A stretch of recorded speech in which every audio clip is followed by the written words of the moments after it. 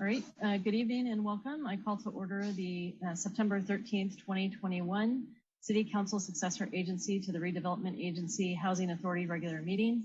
Would you all please stand and join me in the Pledge of Allegiance? I pledge allegiance to the flag of the United States of America and to the republic for which it stands, one nation, under God, indivisible, with liberty and justice for all.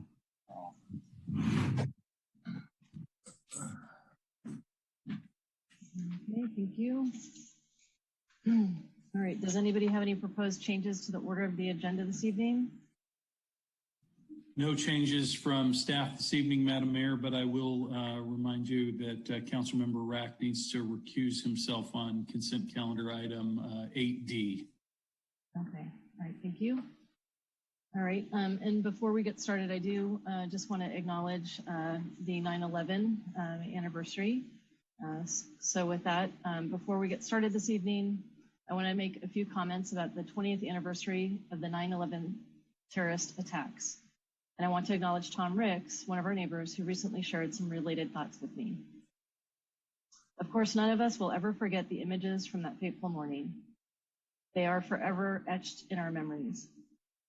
Those who gave their lives represented who we are and are as a nation. Diverse, hardworking loved ones tending to their business routinely, yet extraordinarily. Then the first responders, counselors, and families who selflessly demonstrated the strength, courage, and resolve that has allowed us to heal, rebuild, and move forward. But never to forget, cowardice withers, love and empathy endure. So let's take a few quiet seconds to consider our good fortune and the people that we treasure and recommit to the common good and the sustaining power of love.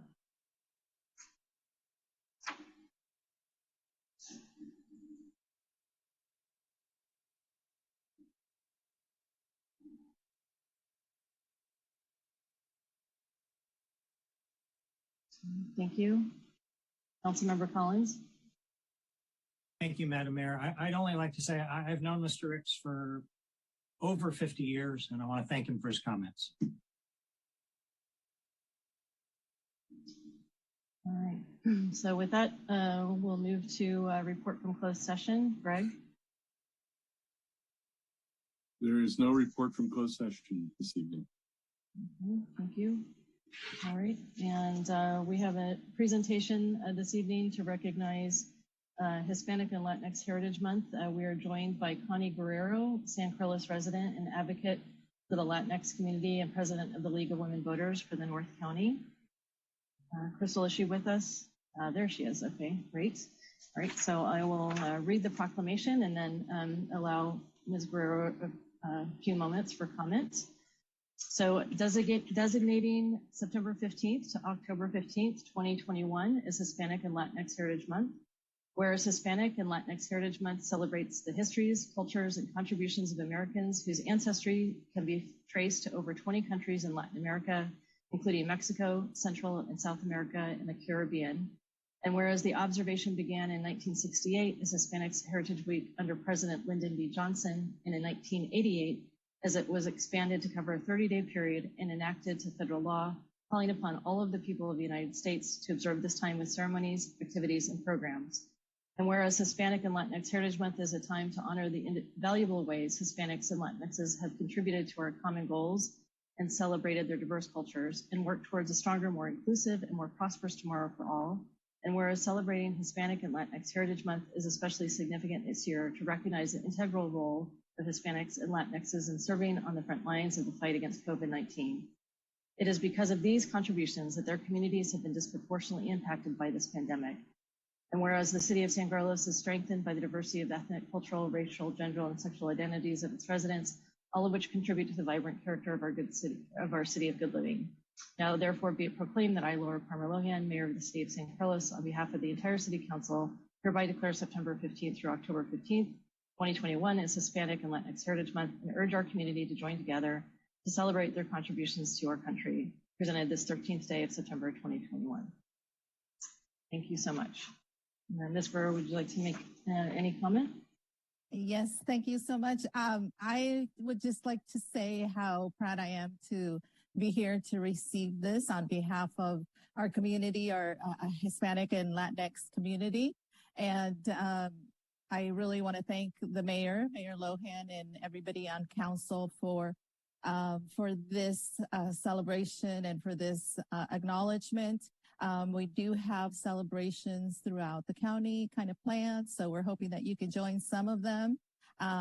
It is a wonderful opportunity to celebrate, our history, our contributions, but also celebrate with some of our family and some people, and talk about our diverse culture and community as well. So thank you so much for doing this. I don't know if it's the first time it's been done, but I really appreciate it, and thank you for allowing me to be here.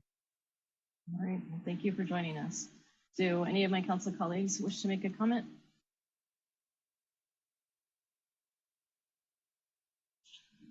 All right, well, thank you so much for joining us. Really appreciate it. Thank you. Okay. All right, so our next item is to receive a presentation from the Center for Age-Friendly Excellence, CAFE, on an age-friendly community initiative. Presenting the presentation this evening is Cynthia Nakayama, Associate Director of Center for Age-Friendly Excellence. Good evening. Good evening, and thank you so much, Mayor Parma Lohan and City Council members of San Carlos. CAFE really appreciates the opportunity to be here tonight for your time in order to present on the Age-Friendly Initiative and let you know a little bit more about how we'll be working with your city. Oh, my... Crystal, might you be able to advance the slides?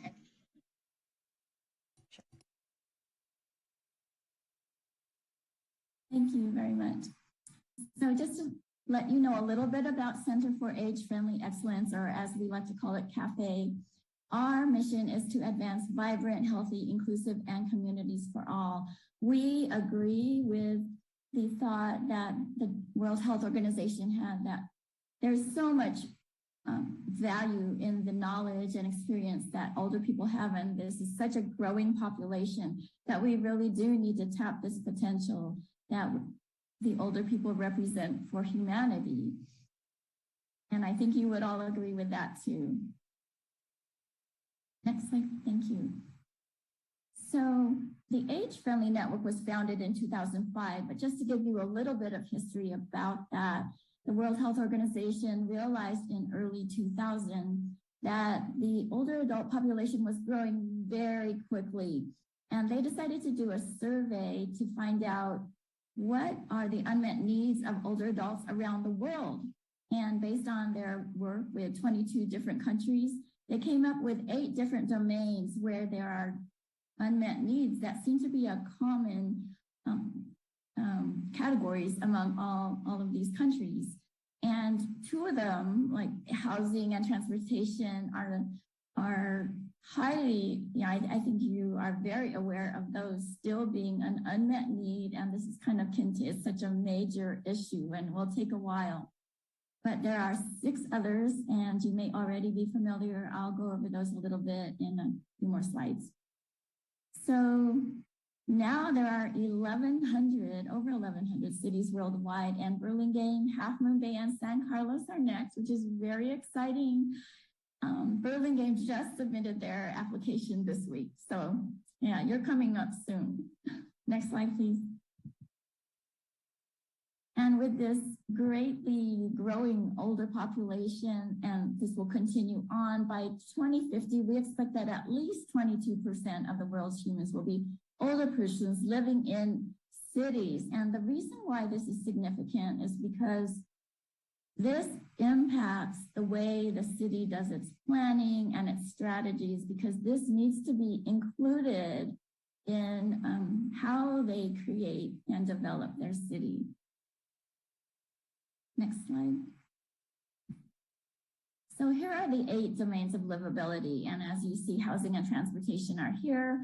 The other 6, I think you can read them yourself, so I won't go through it. But I think one of the main points about all 8 of these categories is that they kind of overlap. So if you improve something about, or you have a project that improves, say, transportation, it in fact also improves others, such as social participation or maybe health services. Since, as you know, when we can no longer drive, or we no longer have the means to get somewhere, we can't participate in social activities, or we can't go to our health appointments. So we always keep that in mind. We like to look at it holistically, because there is such an overlap between all of these very important categories. Next slide, please. And so the city of San Carlos has already been working on some major projects and is already age-friendly. I think our work with you is just to keep going and make it, even more age-friendly than it already is. But a few things that I've received from your task force is the community center renovation. I guess there are some passive areas that are going to become converted into more active spaces, which will make it more fun for people who participate. There's also a pedestrian bicycle master plan, which is wonderful.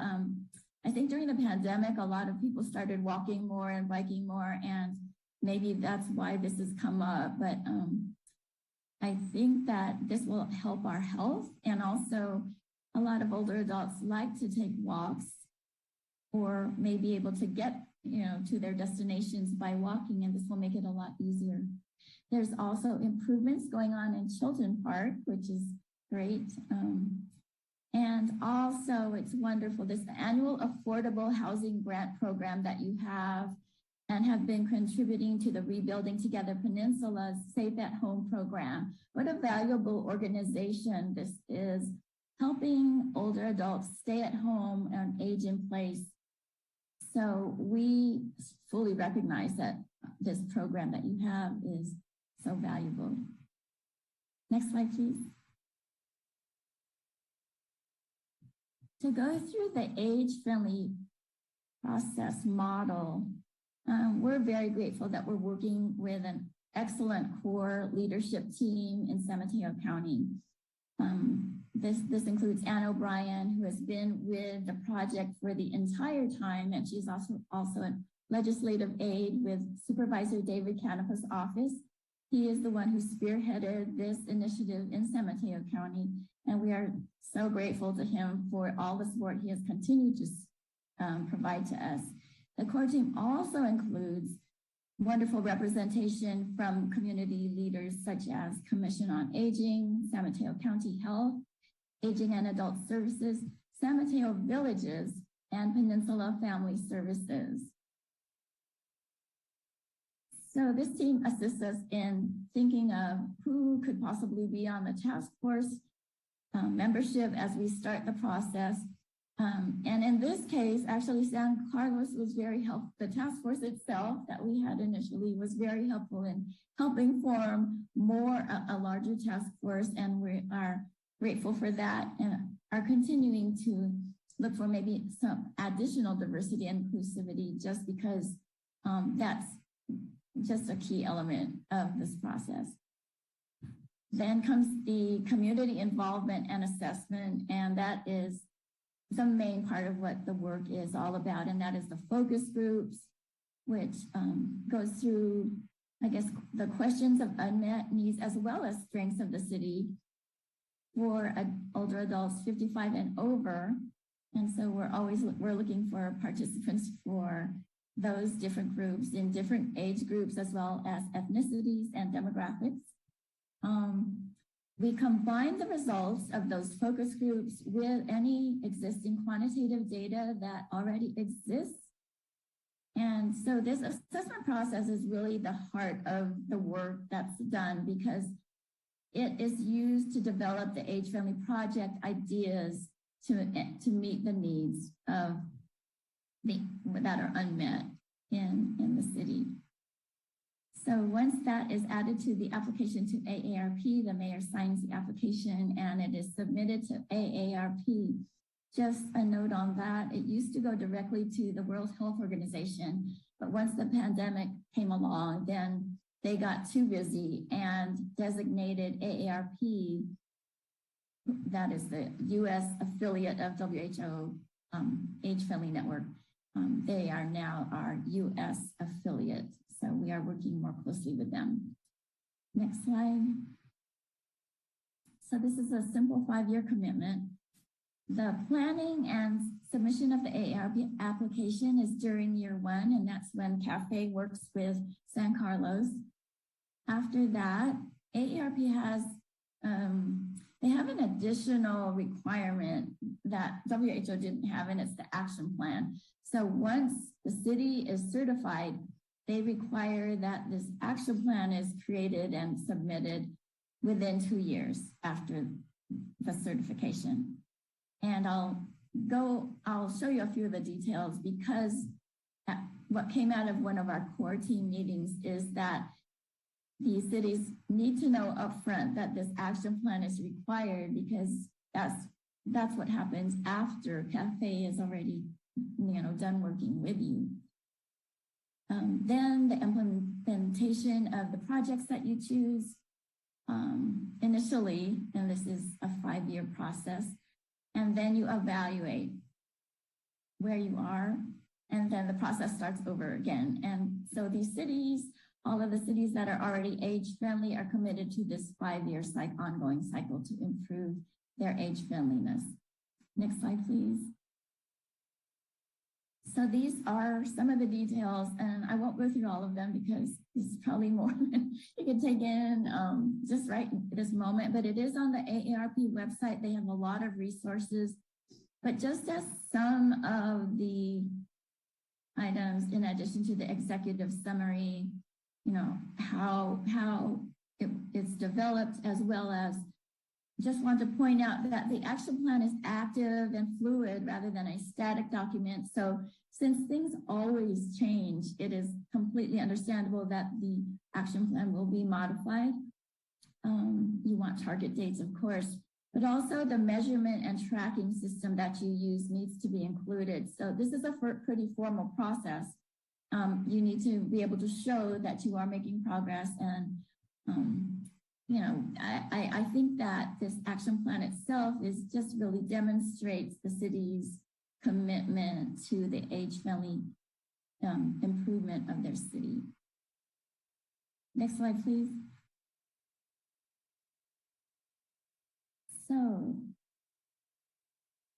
you are already pretty age-friendly, but you may not know that there are economic benefits that are associated with being age-friendly, because people always think that you want more working people living in a city. But there were 2 Greater Kansas studies done that showed that the economic benefits went up when, one, either you kept the older adults in the area, or 2, attracted more older adults to your area. And that's because a couple reasons for that is that they have more money that, they don't need to spend on other things. And so they're able to help the economy by spending it on some of the things that maybe working people or busy families aren't able to. Also, they have the time to volunteer or contribute to the city more. And so this is very helpful. And a lot of people don't realize that it is economically beneficial to have more older adults. Also, social capital. So this, when you're an age-friendly community, this creates an environment that attracts more intergenerational activities, as well as those that empower older adults. So that's an improvement also. Then the infrastructure innovations, I think I talked about those already. The improvements to Children Park, it's becoming more bikeable and pedestrian friendly, and because of your master plan, as well as the improvements to the community center. So you already have some things going on there. And then the healthy communities. This occurs because with being age friendly, you start having more data that supports maybe actions that improve public health. So you have more to work with. We just always like to mention that every experience, the leadership, the vision and courage that we've seen throughout the county has been exceptional, and you have all been really excellent partners. So we're thankful. Next slide, please. So at this point, we like to respectfully request support of the city. I think we do have your support, but specifically just to publicize the age-friendly efforts. Also, if you have any people in mind for the focus groups that are over 55 to include in different ethnicities or cultures or demographics, please let us know. Also, once CAFE completes the process and the application is submitted and approved, then the city and the entire community support and leadership is needed to move forward. So yes, I see Sarah McDonald yes, Vice Mayor. I'll wait for you to conclude your presentation. Go ahead. Oh, okay. So I guess if there's any public comment, this was added, which is good, great. Please use the raise hand feature so that somebody can acknowledge you. Next slide, please. So just to wrap up, an age-friendly city is an inclusive and accessible urban rural environment that promotes active aging and aging in place. Our mission is to advance transformational change to create vibrant, sustainable, supportive, and inclusive communities for all generations, because age-friendly means friendly for all. So we thank you so much in helping us create community, and we are already enjoying working with you. So thank you very much. Yes. Thank you so much for your presentation. We'll move to questions at this time. So Vice Mayor McDowell, and then Councilmember Rack, I saw your hand up, but it's now gone. Okay, I'm fine now. Thank you. Okay. All right, Vice Mayor McDowell. Madam Mayor, I just have a comment. Is it okay if I share a comment right now, or would you prefer that to be after the public speaks? Why don't we do public comment and then we'll go to discussion. So if there's no further questions, Crystal, or is anybody from the public wishing to make comment on this? Yes, I do see one hand. Villages of San Mateo County. You should be able to unmute. Hi, do you hear me now? Yes, thank you. Hi, this is Scott McMullen. I'm the president of Villages of San Mateo County and a resident of San Carlos. And first, I want to thank the City Council and the city staff for the amazing and dedicated work that they do, and for taking on this age-friendly initiative. I totally support it.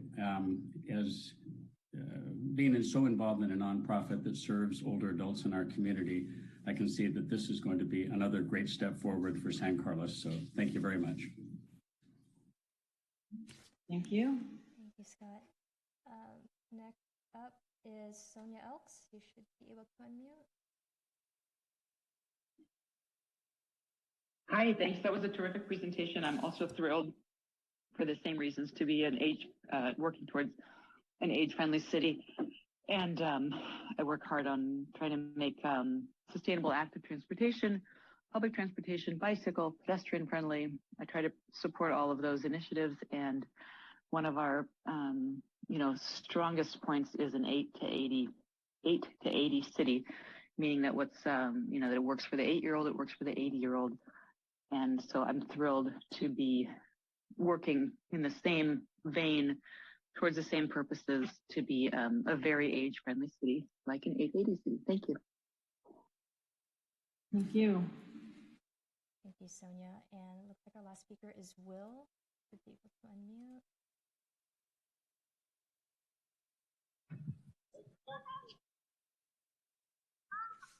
Hello, Will? Yeah, hi. Hi, did you have a public comment?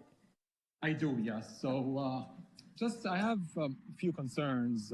I know City Council is trying to implement the no off-leash dogs on Burton Park, and I have a small dog. She's 18 pounds, and we don't have a small dog park. I mean, taking her to the regular dog park would either get her injured or killed, and that's something that I don't want. And there are many other people who share the same opinion with me. And yeah, so we need an alternative if no off-leash dogs are allowed in Burton Park. So there's no alternative for us people who have smaller dogs. So. Thank you, Will. Jeff, if you could have a member of staff follow up with Will, and Will, if you could email Crystal Mui at City of San Carlos to provide her with your contact information, that would be helpful. Okay, we'll thank be you. happy to do that. Thank you. Okay, all right, thank you. And there are no more speakers. All right, Vice Mayor McDowell. Thank you, Madam Mayor. I just wanted to say thank you so much for this presentation. I'm absolutely thrilled to hear the news that this is moving forward. Back in 2019, I actually advocated at the county level, including with Supervisor Canepa, requesting that San Carlos be included in this effort as soon as possible. And so I'm very glad that we have been finally chosen for this round. I've also attended some age-friendly celebrations where age-friendly cities have presented the projects that they have implemented. And what strikes me the most is that although these projects are designed to help our aging adults, they also are a great community asset that serve all ages. Things like public bathrooms downtown and benches and curb cuts to enhance mobility in town benefit everyone, whether you travel by baby stroller or by walker. So I fully support this, and I want to thank the mayor and our staff for working on this important designation for San Carlos. It's been something that's been close to my heart for a while now, so I'm just thrilled, and I thank you for bringing this forward. Thank you. Go to Councilmember Rack and then Councilmember Dugan. Thank you, Madam Mayor. And I just want to also offer my support. I appreciate the presentation. I had a chance to talk to Scott McMullen this weekend and hear his perspective on it. I just want to I think it's a great initiative. I'm glad we're doing it. I thank the mayor and staff for taking the initiative to do this, and look forward to working on it. Thank you. Councilmember Dugan and then Councilmember Collins. Great. Thank you, Madam Mayor. And yes, thank you for the presentation. And I also wholeheartedly support the initiative. The seniors in our community are very special, and they do have certain needs. My father-in-law was a guest in our house for a couple of years, about a year ago. And, you know, when you see the mobility issues and how to navigate through town, you realize, wow, there is a lot of things we still could do to make this a more welcoming city. And I will say that everything our adult community center does is terrific. So shout out there. But I definitely support this initiative. Thank you. Thank you. Councilmember Collins. Thank you, Madam Mayor. Well, guys like me love age-friendly cities. So I am in full support of this initiative. And I hope, unlike what my neighbor Sonia said about 8 to 80, I hope it's 9 to 90, because I'm going to be 80 pretty soon. I think I want to stick around longer than that. But anyway, thank you, Cynthia. It was a great presentation, and look forward to supporting it. Thank you. Yes, and I appreciate the presentation as well. And, you know, one of the things that struck me when I first moved to San Carlos was how age-friendly it already was. So I think this will, you know, take us to the next level. And as you could see, the duration of the program is over a span of 5 years. So I might suggest to our city manager that we formalize a subcommittee on this. Right now, it's myself and Councilmember Collins, but with the transition of our rotational mayor status and the fact that the mayor does play an important role, I might suggest we look to future discussion around creating a more formal subcommittee on this, if there's openness to that. Yes, absolutely. Sounds great to me. Sure. Yep. And I'd be happy to be part of it. Okay, terrific. Okay. All right. Thank you very much. All right, so with that, we'll move to, and thank you so much, Cynthia Nakayama, for coming this evening and sharing with us your passion for this project, and we look forward to working with you on it, clearly. Yeah, it's clear. Thank you so much. Thank you all. All right, we'll talk to you soon. Talk to you soon. All right, so the next item is council communications and announcements. Does anybody have anything to share this evening?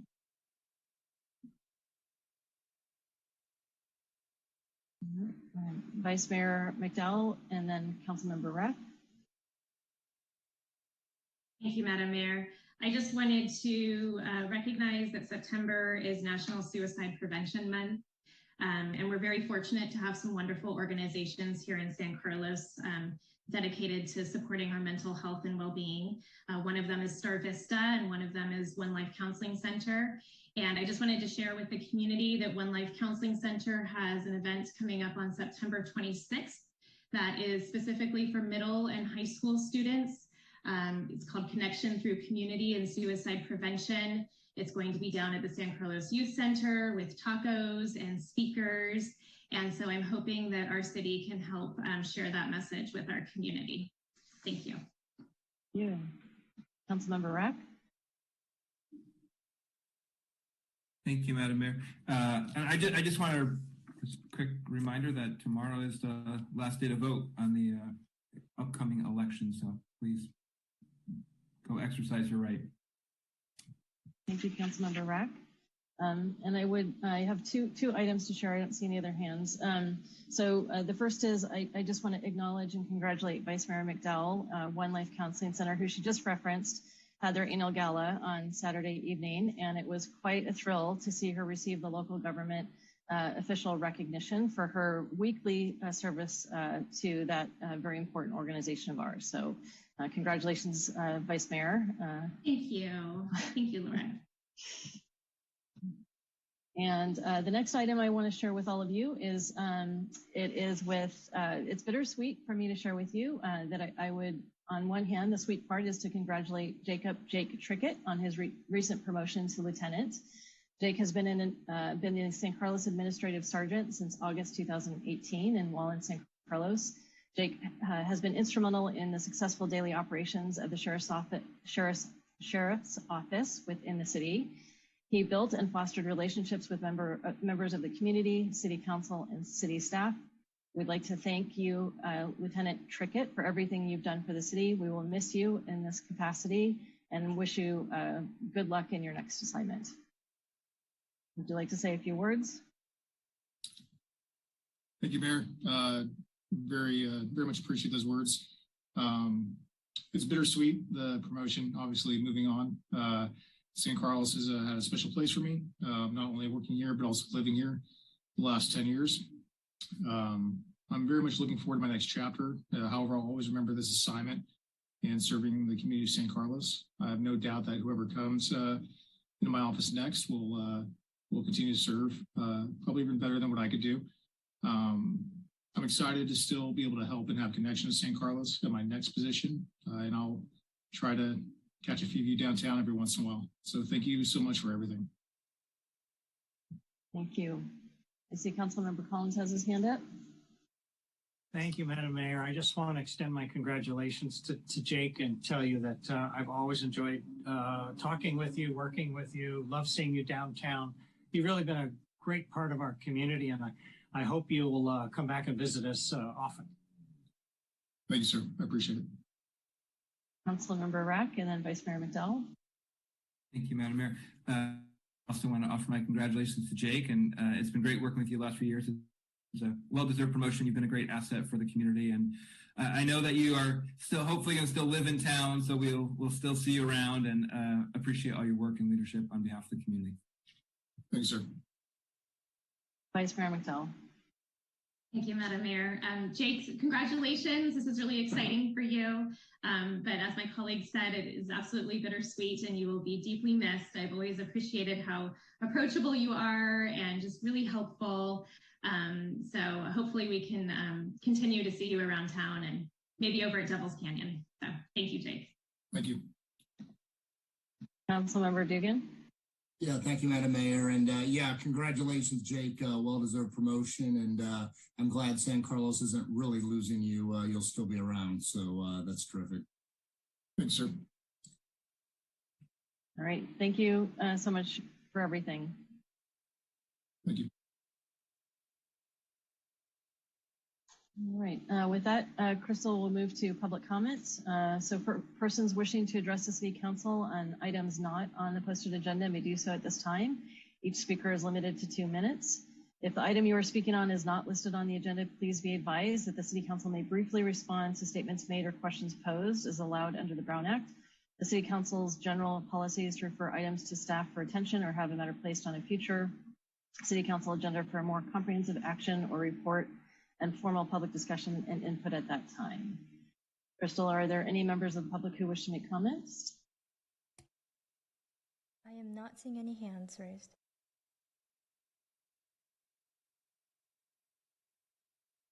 All right, then why don't we move to the consent calendar?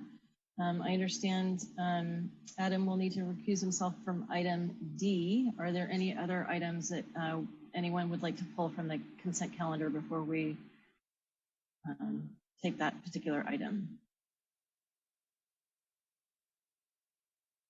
Okay, seeing none. So Councilmember Rack, I understand you need to recuse yourself, and if the Crystal could call you back in to virtual chambers once we're completed with that item, we'll take the rest of the consent calendar. Sounds good.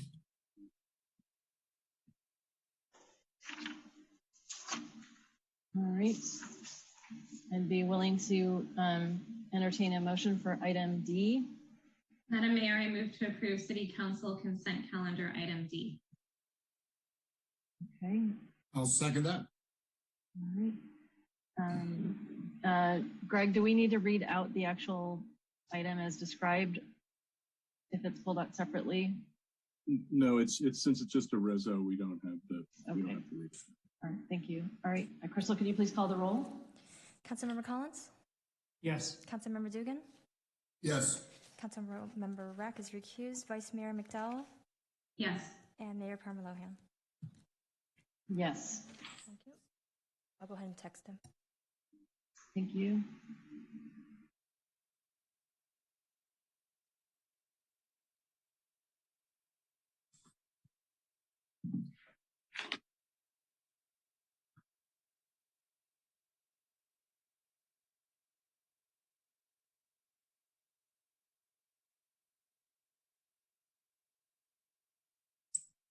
Madam Mayor, I will move to approve City Council consent calendar items A through C and E through K. Thank you. Do we have a second? I'll second. All right, Crystal, is there any member of the public who wishes to make comment? I am not seeing any hands, so no. All right, could you please call the roll? Okay, Vice Mayor McDowell? Yes. Councilmember Collins? Yes. Councilmember Dugan? Yes. Councilmember Rack? Yeah. And Mayor Parmalohan? Yes. Okay, so that moves us to item 9A, the discussion around new business of Eucalyptus Avenue holiday celebrations. Tara Peterson, I understand our Assistant City Manager, will be giving the presentation.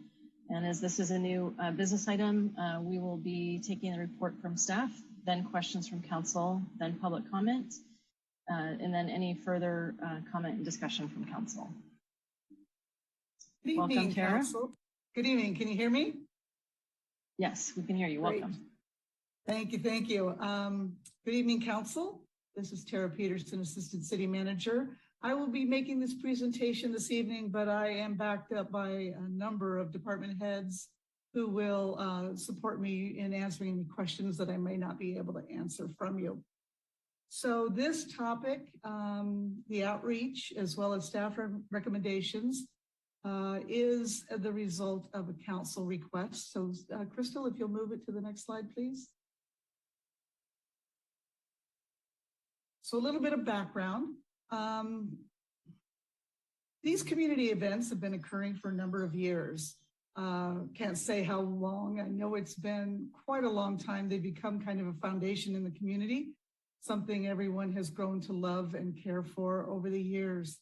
However, over the last few years, the events have grown and the impacts on the community as well have been widely felt. This last year, due to the pandemic, it was a particularly challenging year. Just a lot of traffic and a lot of issues that the community felt that was a problem. So both the council as well as staff were contacted by community members saying, is there something that the city can do to help us? So the council made a request for staff to reach out to the community. And, but before we did that, the council asked us to come to it with information about what the history was, what the issues have been, and what the city has done in the past to try to resolve those issues.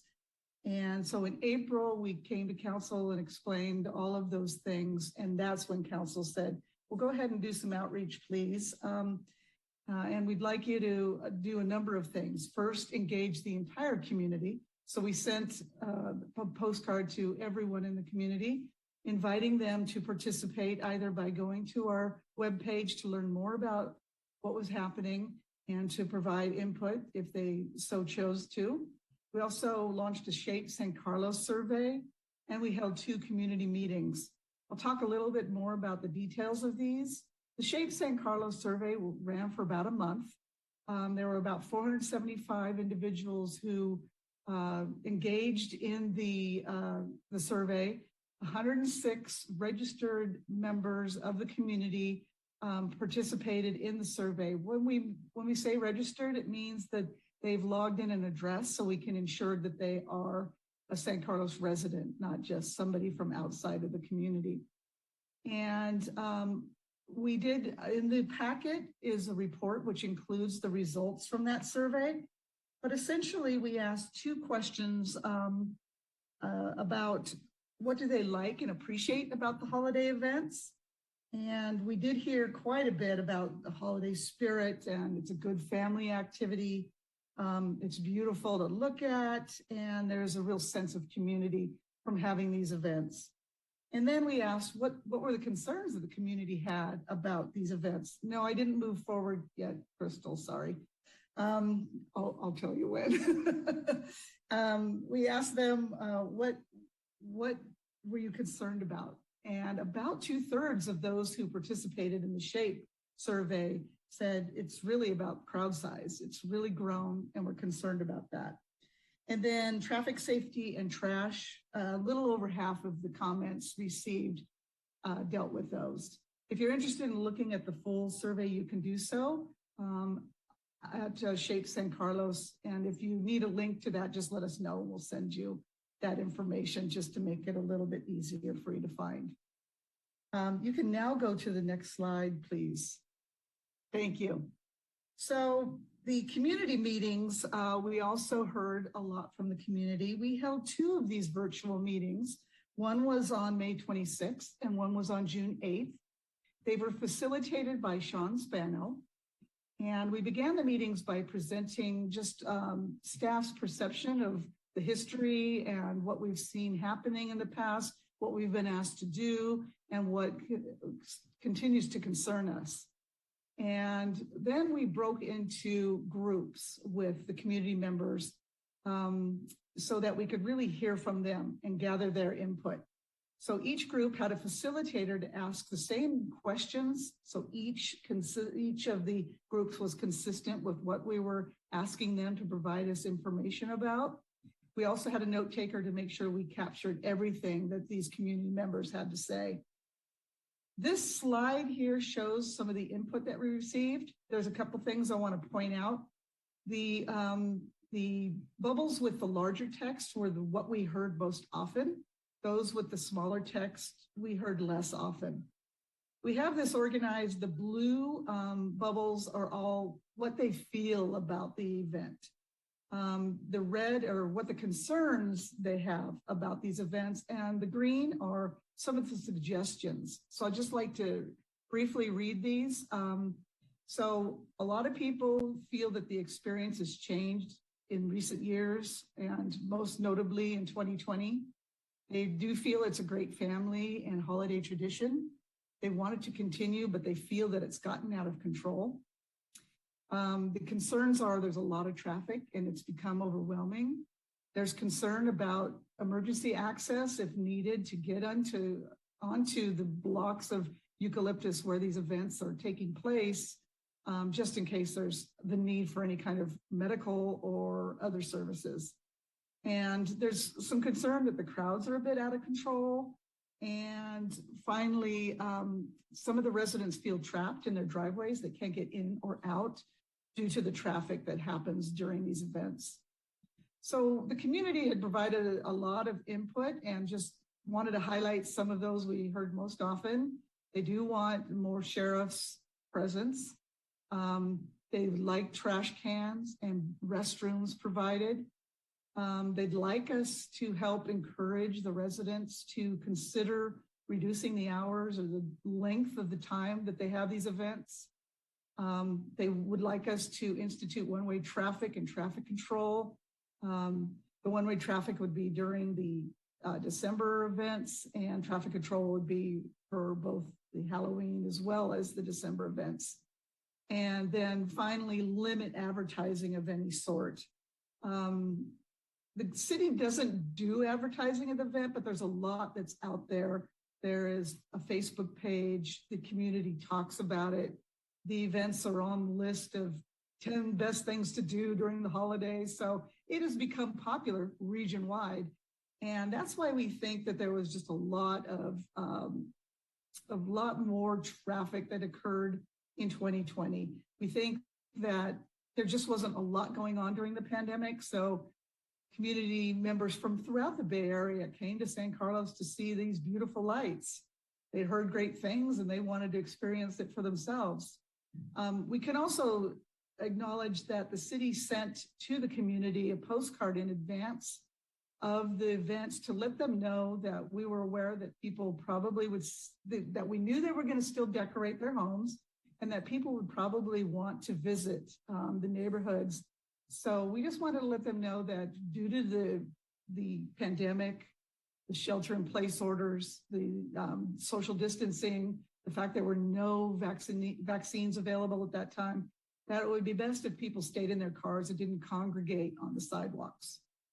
Next slide, please. So just a summary of this community feedback that we received was they do want the celebrations to continue, but the growing footprint has become a real concern. Crowd size has just grown too large. Traffic is becoming a problem. It's unsafe for pedestrians. There's no emergency access, as I mentioned before. Parking is just non-existent. And then litter and sanitation have become an issue. Next slide, please. So the community proposed a number of solutions. We've highlighted what we heard most often here. Again, all of the suggestions are in your packet and in the report, but they really wanted to see some increased traffic enforcement and additional presence of law enforcement, the trash bins, as well as collection so that it doesn't accumulate, portable restrooms, and a limitation on the days and hours of holiday lights. And then the possibility of restricting the access to just community members. Next slide, please. So what the staff did after we received all of this information from the community, we spoke together and determined what we thought, of what really bubbled up from the community and what we thought we can do. We have these recommendations to council this evening for your consideration. One of the items that I didn't mention yet would be permitting. The interesting thing was when we asked about permitting, the community was rather split. Some thought, yeah, we should ask those that are on eucalyptus get a permit for these events. And others said, no, it's really just decorations. Why should there be a permit needed? So staff thought about that, and we think that a permit really should be required for the one-day Halloween celebration. There is one home that throws what we'd call entertainment or an exhibition. And so we really like to work with this property owner to ask that he pull a permit or we would like to require that he pull a permit so that we can kind of work together on what we can do to make this as safe as possible for the community. We're not recommending that permits be pulled for the December celebration, as again, it is just displays. Generally speaking, there aren't events. Sure, there are times that there might be a band from a school coming and playing or just more activity on the street, but it's not any kind of organized event. So we would not recommend having those neighbors pull a permit at this time. Another item we would like to do is ask those residents of Eucalyptus to work with us on maybe reducing the hours and days that they hold or they light up their street. So what we're going to do after we hear from council this evening is write a letter to the Eucalyptus residents to let them know what council has directed. And in there, we will be asking them to voluntarily reduce the hours. So among that would be asking them to reduce or to turn off the lights at 9 o'clock. We have patrol and sheriffs and security planned for the hours from 5 to 9. So it'd be ideal if they'd shut off the lights at 9 so that everybody kind of goes home at the same time. Another item that we could ask them to do would be to reduce the duration. Maybe rather than starting this event at Thanksgiving, they start a couple of weeks before Christmas. Another thing we could ask is that they only have lights on during the weekends rather than all week long. This is all just in order to reduce the impact on all of the neighbors surrounding Eucalyptus Avenue. Next slide, please. So we have some traffic control recommendations because again, we know that this is very important to the community is trying to deal with the traffic. So we propose closing Eucalyptus on Halloween night only, and then continuing the one-way traffic system that we've had in the past years for the December celebrations. We plan to have a much more robust traffic control system set up for both events. And this is going to include traffic barricades, signage, lights, message boards, or motorcycle deputies, 2 community service officers, and 8 additional private security guards who would walk the street. They will not do any kind of law enforcement. They will just be a conduit between the people and law enforcement if they're needed, but they're really just there to help out. You know, hey, can you pick up that trash? Maybe there's a bin right over there, that kind of thing. The total cost per year for these 2 items, or these 3 items, it would be sheriff's personnel, security guards, as well as the traffic control, is $99,000. Next slide, please. So then sanitation service recommendations. We are recommending portable restroom facilities be installed adjacent to where the Halloween entertainment is held, as well as on the weekends leading up to the end of, they always stop at Christmas. So not really to the end of December, but when they stop having the light displays. So the weekends, as well as the 3 days before Christmas. And then we did include additional trash bins and collection services. And the total cost, which includes rental, delivery, removal, and regular servicing, is $11,500 a year. Next slide, please. So with that, we have a resolution put together asking council to appropriate $110,000 and change for the next 2 years for these particular services, if those are the services that council feels that we should implement for this coming year. And with that, next slide, please. Thank you, and we're here to answer any questions that you have. All right, thank you, Tara. Any questions from council?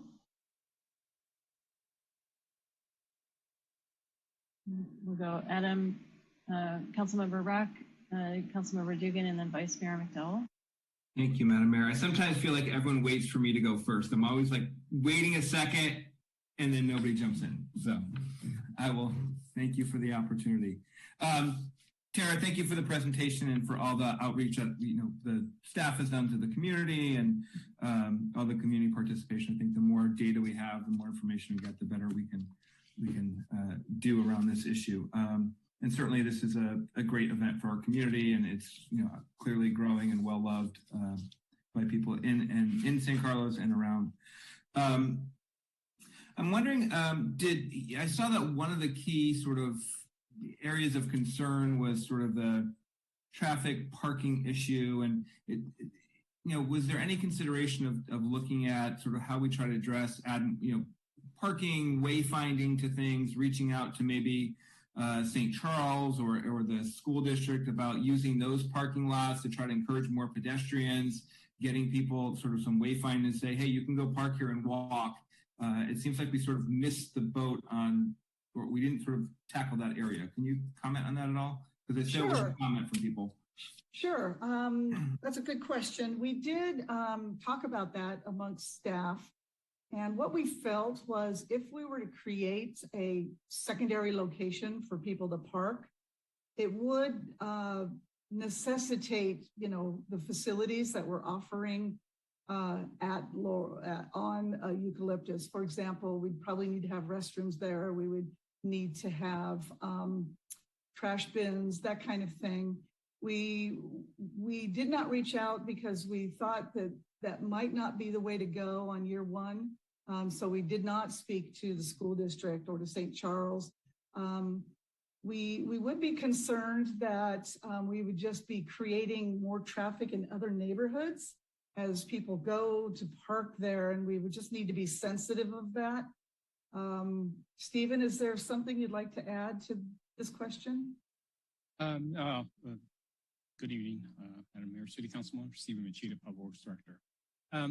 Tara, I think you really covered it. I think the really challenge is finding kind of a large area that we actually could park a number of cars, and then being able or having the occupants actually find their way to Eucalyptus Avenue.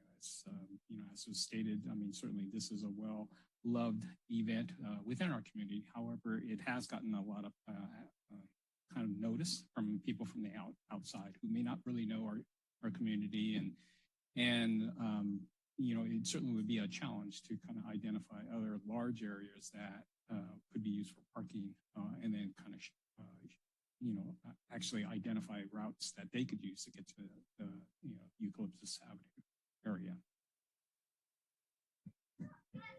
Does that answer your question? I hope. It does. I appreciate that.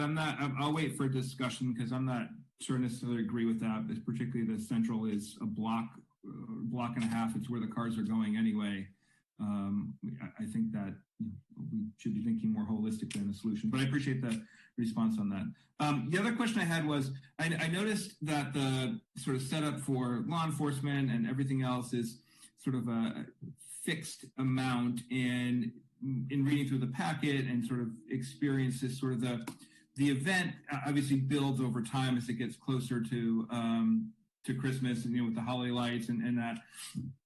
Is the plan flexible? Because I'm not sure we need sort of as much police presence, let's say, on December 1st as we might on December 22nd. So I'm curious because we've sort of got the request for the funding, but I haven't seen sort of a plan for what traffic control looks like. How are we going to manage that? It sort of feel like we're being asked to sort of throw a bunch of money at the problem without kind of understanding what the plan looks like. So can you touch on that? Yeah, sure. I think maybe both Stephen and Chief Bell might be able to answer this better because she knows how she would organize her staff. But I will just say this, yes, we could be flexible. Chief, would you like to add more? Sure, I'd love to, thank you. So what we did is we looked at last year's statistics and the calls and complaints, and really what we saw were the weekend evenings from about 5 p.m. to 9 p.m. So the estimate includes December 10th, 11th, and 12th, December 17th, 18th, 19th, and then December 22nd, 23rd, and 24th.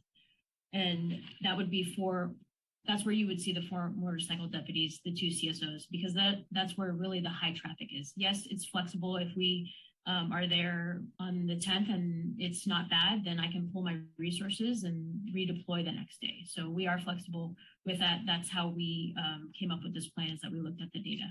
Thank you. Thank you. Another thing, I'm sorry. Did you want to? Yeah, I would like to a little bit comment on the traffic control. I guess it'd be my recommendation that we set up kind of the one-way traffic control right from the start. And essentially, it's to really kind of set the tone and set the direction of the event. Basically, what we don't want is, is to have conflicts. And obviously, if we set it as one way, it's very clear to the people perhaps who might visit the event, maybe once, twice, 3 times, that there is a certain direction that they need to follow, and it's kind of one way. And so as compared to maybe not setting it up for perhaps 3 days and then setting it up one way on 4 days, it's a little bit confusing. So, it'd be my recommendation to set it up, right from the day one. Okay. And then sorry, Tara, go ahead. Yeah, the only last thing I wanted to mention is that the idea of the security guards is completely flexible. That's not something we need to have if council chooses just to go with our sheriff's office staff. Okay. Then super fast, when we talk about sort of the trash cans and porta potties, can you just tell me where you're planning on placing them or where the recommended location is for those? So they would be scattered, the trash receptacles would be scattered. So they wouldn't be the kind of the dumpsters that perhaps, had been requested. One of the concerns that we had by putting the dumpsters, besides being unsightly, they do tend to gather other garbage. People start throwing tires and rugs and everything else. So they're going to be really the kind of the smaller, you might have seen them. There's kind of smaller square, maybe cardboard style that have liners, and they would be scattered throughout the 2 blocks of Eucalyptus Avenue. And that will allow enough flexibility that, people don't have to walk to the end of the block to throw it in the dumpster, but basically it's close by. But that being said, is because we want to have, probably half a dozen on each block, maybe more than that. It will require a certain amount of servicing, the following morning. Okay. Thank you. And then on the porta potties, So the porta potties, what we were looking at is probably, because it's an event and it is something that we need to be aware of, that we would have probably a single porta potty that's on a gender neutral, and then one ADA accessible porta potty that's available, for everyone. Okay. Thank you. And I again, thank you for all the work on this. I'm glad we're having this discussion tonight, and that's all the questions I have right now. Thank you, Madam Mayor. All right, thank you. Councilmember Dugan, then Vice Mayor McDowell, and Councilmember Collins. Yeah, thank you, Madam Mayor. And thank you, Tara, for the presentation, all the work, especially with the public outreach. It's a terrific community event, well loved by our community. But I thought the feedback you gained was, seemed right in line. So it gives us something, to really bite into and work on to try to preserve this, because we've got to make this work for the whole community. So I was intrigued by the notions of asking the neighborhood to apply some limits perhaps in the dates or the timing of the lights each day. Not sure how far you've explored that. So really my question is, I think when we last discussed this, there was it wasn't necessarily clear that there was leadership from the neighborhood, like a focused group that you could talk to or work on something like that. Has that since emerged? Do we kind of have a collection of, critical mass of the neighbors that, that we can work with directly on items like that? Yeah, I would say no. Stephen, if you want to answer that, since you've had meetings directly with the neighborhood. So, I mean, there might be a group of people who are kind of, will comment. However, there really isn't to my understanding, a leadership group that will take the challenge of kind of organizing the entire event. Okay. Yeah, what we had heard from these residents who did participate, we didn't have many of them, but some did. They really do feel like they're just displays and they're not an event and they don't organize, they just decorate for the holidays. And this just has happened as a result of people wanting to see the displays.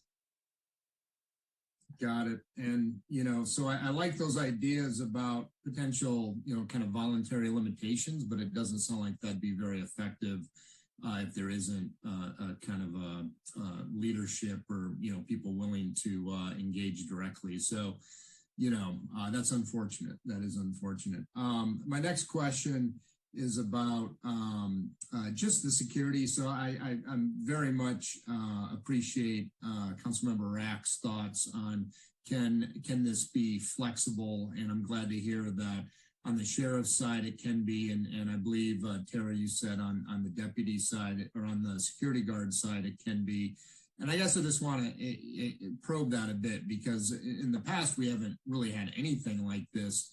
And it strikes me that going from like really no presence to 14 folks on the ground, that seems like a big shift. So I definitely would be very interested in keeping that flexible and easing into it. But I'll just ask, how did we come to 8 security guards, 4 deputies and 2 CSOs as kind of the recommendation? Was that driven on something specific? I will let the sheriff chief tell us. So what we did is we looked at the footprint of the area, and based on the intersections that eucalyptus intersects with, that if we had teams of 2 for security guards to be on foot, and then with respect to our motors, they're more flexible moving throughout the streets, and they usually run in pairs. And then the idea with the CSOs was to work with the parking complaints and the illegal parking, that they could be on foot issuing the citations for the illegal parking. And that's how we came up with that, just based on our staffing and other things to consider in the town during that time. Got it. Thank you, Chief. And with the security guards, would they be, working, for your organization directly, or would that be a public works contract, or how do we think about that? So it'd be a contract with the city, and we would work cohesively, and, as all usual security guards is observe and report. So if they see something, they would know to call us. We would establish that relationship and that phone number or that liaison to get us there faster. Okay. Does the Sheriff's Department do that regularly? I can't really recall examples of private security guards collaborating directly with deputies. Is that done frequently? It is with the Sheriff's Office because we have so many county buildings that we are responsible for. So, for example, the Hall of Justice, when you walk through, you'll see the security guards, and we have a deputy posted there, same as the hospital, same as Northern Court, Juvenile Hall, etc. Okay, great. Thank you very much. Appreciate it. That's all I had, Madam Mayor. Okay, thank you. Vice Mayor McDowell. Thank you, Madam Mayor. These are all really great questions and things that I had on my list too. Following John's kind of line of thinking, Chief Bell, we did actually have significant amount of resources last year and probably years before posted out near eucalyptus. It wasn't that we had no one, correct? You had motors out there last year. Yes, we did deploy after we received a lot of complaints. We did deploy motors on the weekends just to get. It's hard when you have a significant amount of vehicles coming to one location at one time, where we're just not used to that. So that is the challenge, is that everyone wants to come at the same time to a small place. Right. But we did deploy, yes. And then in the way past, when in the Greg Rothus days, there were way more resources in, I believe, 2010, maybe even 2009. But that was way before my time. Right. No, thank you. And I think it's important to beef up security because, or our presence, because that pulls our deputies away from other emergencies. So it's important that we have enough capacity to man everything. My next question has to do with the spillover effects of this community celebration on eucalyptus, and the fact that in December, more than ever, we heard from residents from several streets away who were very impacted by the backup of traffic and the parking misbehavior. So I'm wondering, with these resources, does that give you flexibility and resources to kind of address the spillover effects into the rest of the greater neighborhoods that are affected? Yes, it does, because before, if we didn't have the extra staff here, then I would have to pull a shift deputy. And if they weren't available, then that problem wouldn't have been addressed maybe like minutes later, 30 minutes, et cetera. But having the staff available within proximity and striking distance, then we can deploy them faster and to resolve the problem faster. If so I your could resources, ask, go ahead. So I just had one follow-up question, Tara. So the resources that we would be deploying the deputies are not just on Eucalyptus Street. They would be circulating throughout that entire area? Yes. So the 4 motors that would be dedicated for this specific event for those days would be in the greater area of Eucalyptus, and not just on Eucalyptus and Orange or Britain. They would go down to El Camino. They would be flexible in that and just kind of look at all the traffic of what's coming on. Because as we know, they're not just on Britain, they're also on Arroyo, they're also on Hemlock, they're also on all those other streets and Coeur d'Alene. Okay. Go ahead, Tara. Sorry. I'm so sorry. I was going to just ask Christina if she would expand upon her feeling about working with security guards. We had talked about this, she and I just want her to share her perspective of working with security guards at this location. So with security guards, obviously they're going to be walking about and holding people accountable, but they have no powers to enforce anything. But at the same time, it still is a presence. It still is a reminder for people to see a badge, even though it's not ours, that, hey, we need to behave. And that's really what we're going for. We're just hoping that everyone that visits this community is behaving, right? And is doing what they're supposed to and being respectful of the residents in the community that they're in. Thanks. Was that it, Tara? Or was there something else? Thank you. Sorry. Thank you. All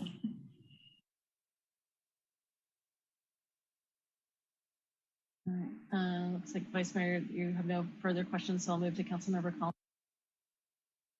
Thank you, Madam Mayor. I want to thank staff. I think it was a great outreach to the community. I realize that there are a few that said that all of their concerns weren't answered, but it was a large effort. And so I appreciate everybody reaching out like that. Really just a couple questions. One for Stephen. When you talked about the one-way traffic control, can you describe to me what that looks like? Which way is the one way and what street is the one way on? So the one way essentially would start on Orange and go westerly towards Tamarack. So we would actually, what we envision is actually having the traffic control or barricades kind of set up and pointing directly in that direction. So basically it would allow the traffic to move from Orange onto Eucalyptus and go westerly, if you will. And so we would not allow, any traffic from Tamarack going easterly on Eucalyptus Avenue. As I mentioned earlier, basically we want to kind of keep the flow in one direction such that you're not going to be experiencing conflict from either a vehicle or pedestrians coming in the opposite direction. So the people who live on Orange north of Eucalyptus, they'd still be able to come and go as they wanted? Yes. Okay. All right. The only other question I had was, do we have a sense of how the residents on Eucalyptus feel about the proposed changes?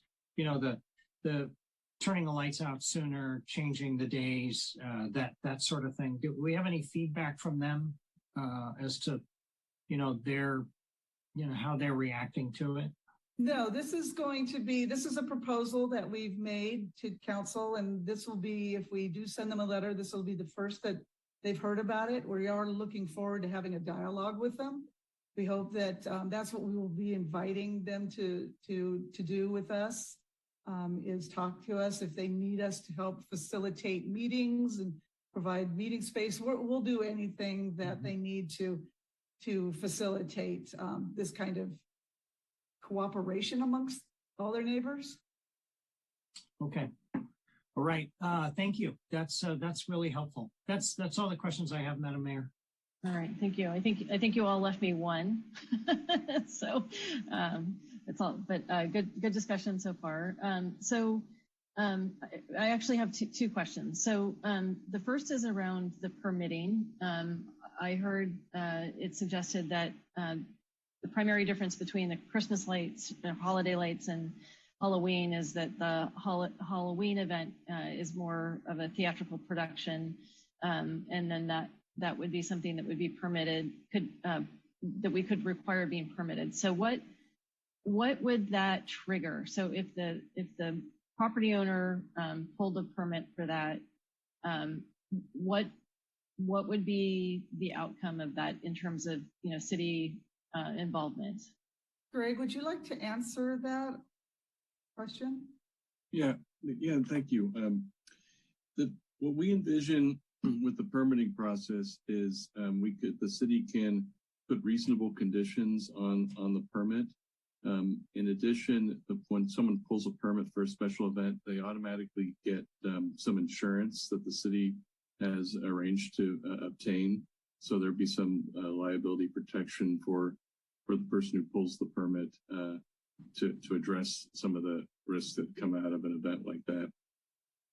And some of the conditions might be somewhat similar, but less in less duration. Some conditions might be traffic control. It might be some trash cans and sanitary facilities. It could be at that level. It could be something less than that. But I think that would be an assessment based upon the permit application, what they're proposing to do, how many people they expect to be there. And I'm cognizant of being, resident of San Carlos. It's not all about eucalyptus on Halloween, although that seems to be the center of it. It seems like a lot of people love to bring their children down there to trick or treat because of the concentration of homes and the fact that celebration is going on there. But people consider it a safe place to trick or treat, so they come from other areas to trick or treat down there. So that might be part of what we need to address, but we have to tie the permit to the impacts or the conditions to the impacts from the person who's applying, because they'll tell us what they're going to do, and then we could address impacts from what they're doing. Thank you. That's helpful. And then just building on Councilmember Collins's remark around, the fact that, we got lots of input, so lots of engagement on this particular project, and appreciate staff reaching out in very innovative ways to get that input.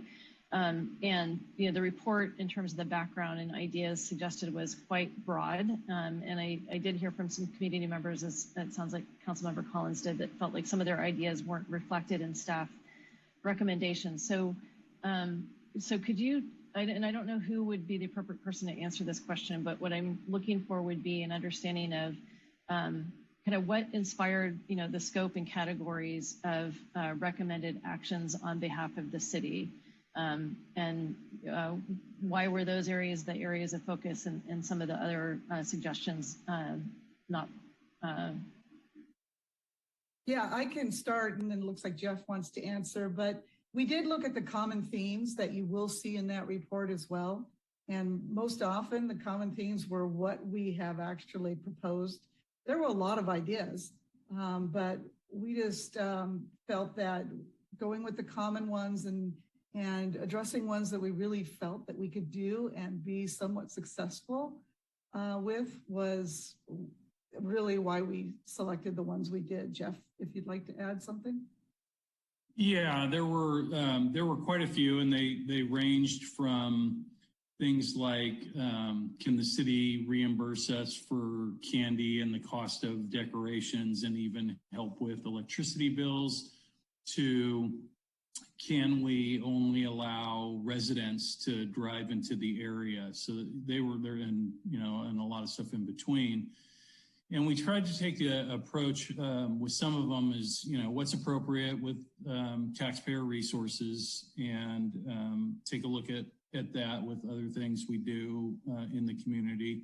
and felt that, some of those things, while certainly understandable as individual requests, probably didn't fit really well within the scope of public expenditure.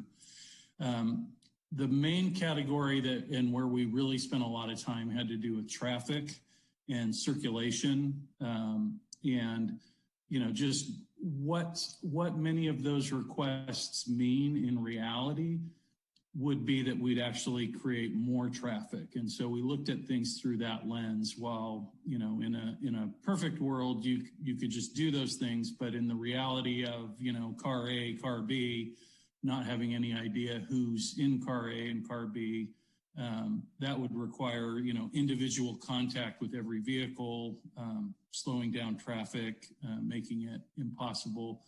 There's so many access points into the area from just about really every direction of the compass you can get there, depending on where you're coming from. And so there's just it just becomes overwhelming in terms of you can't control that many accesses, unlike, a concert venue or a stadium venue, where you have large crowds that are, designed to deal with that, and large staging areas. The issue that we run into time and time again as we look at different options for dealing with traffic really ended up being not unlike what we deal with on Holly Street, where you just don't have long distances between intersections. And so the vehicles, once they back up to that point and you start to experience problems at that intersection, that's where you really start to create the gridlock and the difficulty in going through there. And anything that we could do, I think the suggestions came from a really good place, but the reality was, if implemented, they would ultimately result in even slower travel times through the area as we create additional constraints on how traffic moves. And the one-way street on Eucalyptus is a concession to that. It's not done for traffic circulation, is done for traffic safety, so that you don't have vehicles going in opposite directions, looking at the pretty lights and being distracted. That's, and even more variables to result in fender benders or vehicle pedestrian interactions of a negative nature. And so we go one way to create that flow to make it safer, but actually, it slows traffic down a little bit, and that you only have one lane instead of two in opposite directions. So that's sort of the one concession, but many of the other suggestions we got would add to that dynamic by limiting turning movements or checking folks into the area. It would be very time consuming, and as they're public roads, anybody is allowed to drive on them. And we're hopeful that we don't see the kind of crowds that we saw last year, as Tara mentioned, because of COVID. They're you had sort of a double whammy with COVID last year. You didn't have a lot of opportunities. Many events were canceled all over the Bay Area, so there just weren't a lot of options during the holidays for people to go. And also, our regional roadways were very clear of traffic. So all of a sudden you could get from the East Bay and the South Bay and the North Bay to San Carlos during those evening hours much quicker than typically you could have. So, driving from further away was a more viable option for folks who also at the same time had less options to go do things as a family together. So we're hoping that we see the crowd sizes come down a little bit this year. With more things happening, and also the natural constraints of traffic around us regionally, making it less desirable to drive long distances to come to our city. All right, thank you. All right, why don't we, thank you for that. Why don't we move to the public comment section? Okay, we currently have one hand up. Two hands up. Okay. First up is Kathleen Goforth. Should be able to unmute. Thank you. Can you hear me? Yes, thank you. Thank you very much. Yes, this is Kathleen Goforth. I'm a resident of San Carlos. I live very close to Eucalyptus Avenue, and I am one of the residents who has been trapped in my home for the last few Decembers during this event. And I want to make one point really clear. I heard several times statements that, well, it's not really an event, it's just people putting up lights. It is an event. This is not just people putting up lights. This is coordination of putting up lights. They bring in a crane or a lift or whatever you call it. They're all putting up things together on the same day. They oftentimes bring in snow. They have music playing. They are playing, displaying, presenting movies on the street. That's an event. That people on my street put up lights. We don't have these kinds of entertainment things going on. So it is an event. I was very pleased. Thank you, Councilmember Rack, for pointing out that the proposal really does kind of miss the boat on the parking issue. That's been one of the biggest concerns for us. We can't go do errands in the afternoon in December because if, heaven forbid, I leave, I come back, there's no place to park. We cannot have friends and family come visit because there's no place to park. They can't, if somebody wants to come visit me, they can't go park in the St. Charles School parking lot or the Central School parking lot. But if the city could designate that space or some space like that for people who are coming in to visit the lights, that could take some pressure off and allow the neighbors in the neighborhood to live their lives and enjoy their holiday, have their own holiday festivities.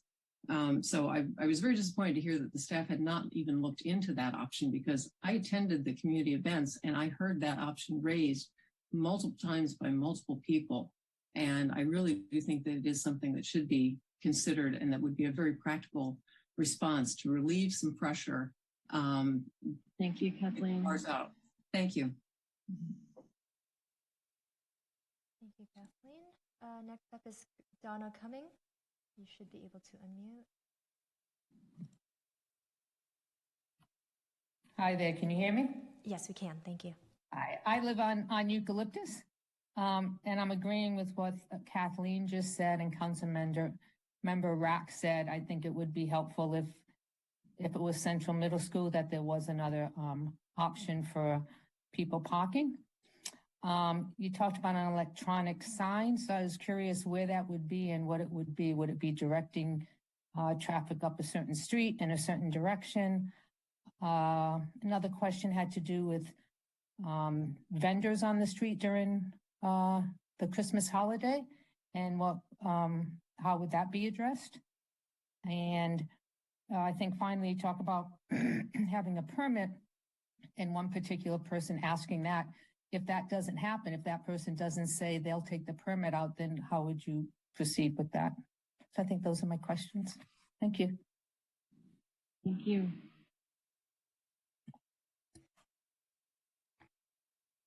Thank you, Donna.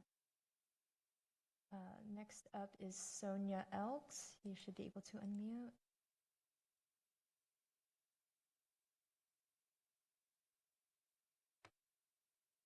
It's a pleasure to have such an exciting event in our town, but also sometimes a burden from traffic perspective. I appreciate the one-way street and would just like to suggest that perhaps Eucalyptus can be one way in one direction and Birch can be the one way in the other direction. And that can just be a permanent change. And then during the holidays, it actually is closed. Both of those streets would be closed to through traffic that's not local, that doesn't live on those streets completely, and then reroute all the people parking to Central or St. Charles with signage so that there's not this backlog of people looking at lights from their cars, but rather you essentially by making it local, on street traffic only, that it's really what I'm trying to say. Yes. So basically you have, you don't have the long line of cars backing up because people are driving so slowly by looking at lights. You really only have people going through the area, parking somewhere, and then they have to walk if they want to look at the lights, unless they live on those streets or unless they are visiting someone on that street. That would also be local traffic. Thank you. Thank you, Sonia. And there are no further hands. Okay, thank you, Crystal. Jeff, I'm just wondering, and Greg, is it possible for us to address some of the public question and comments that were raised?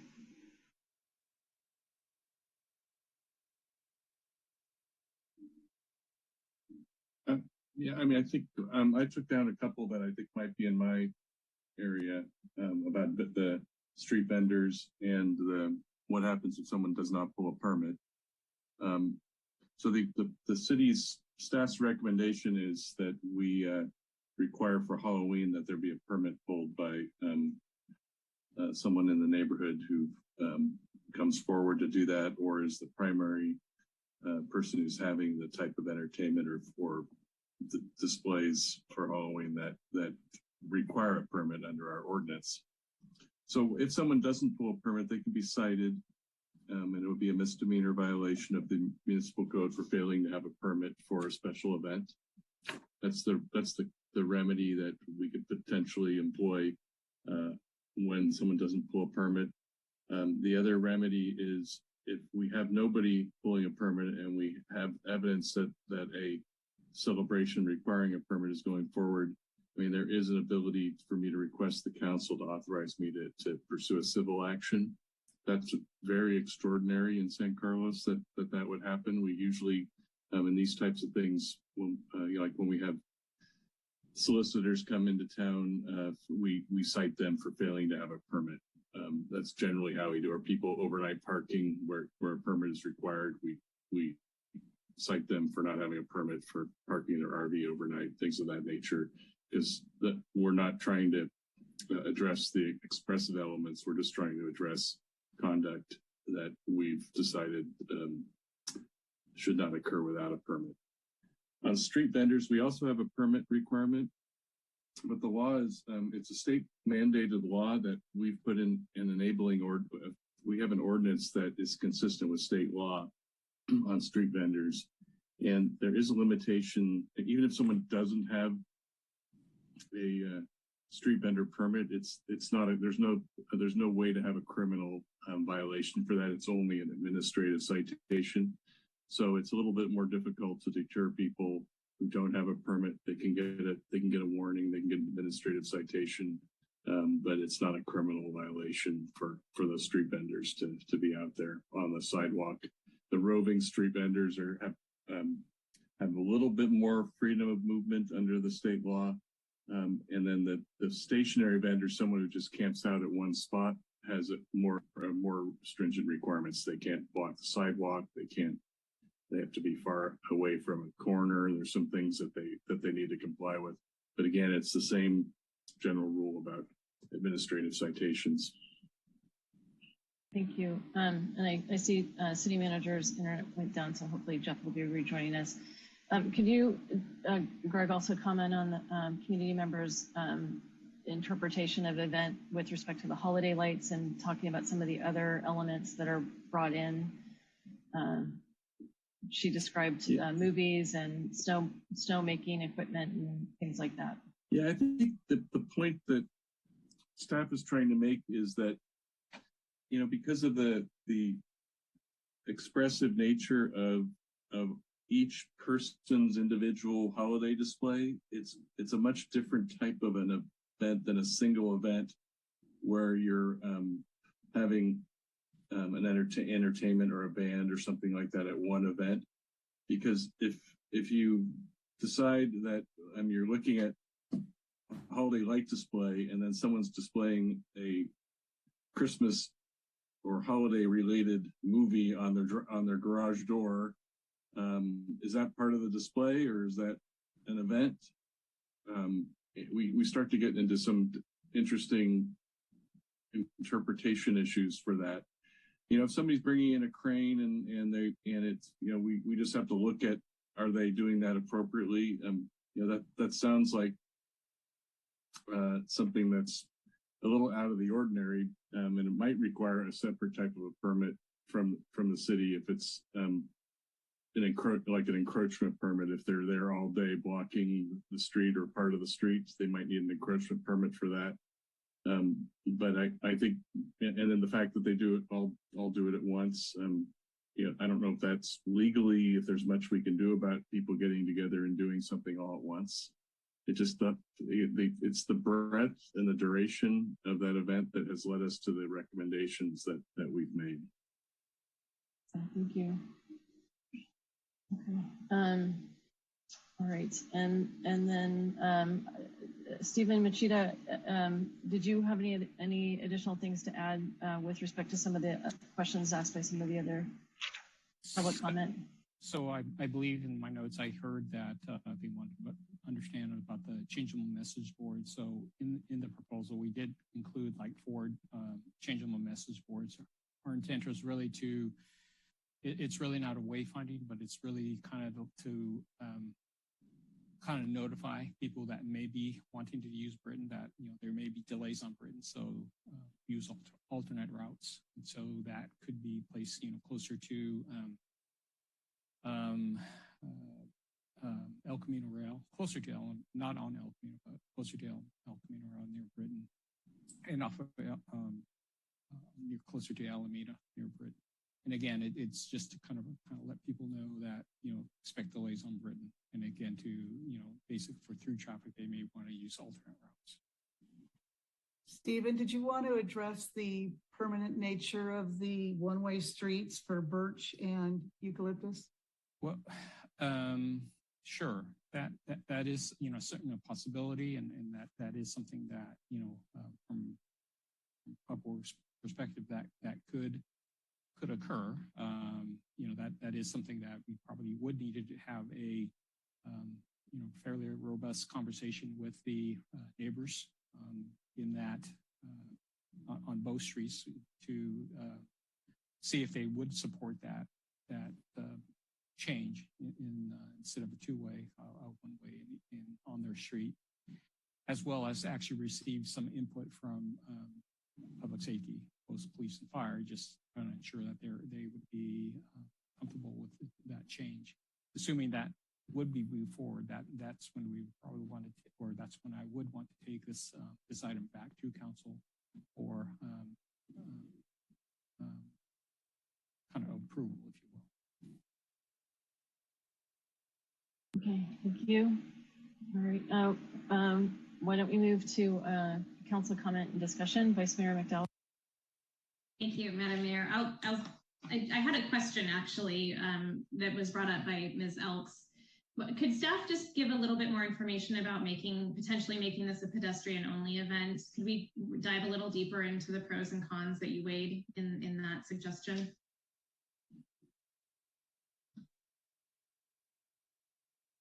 So I don't know if that would be Jeff or Tara or Stephen.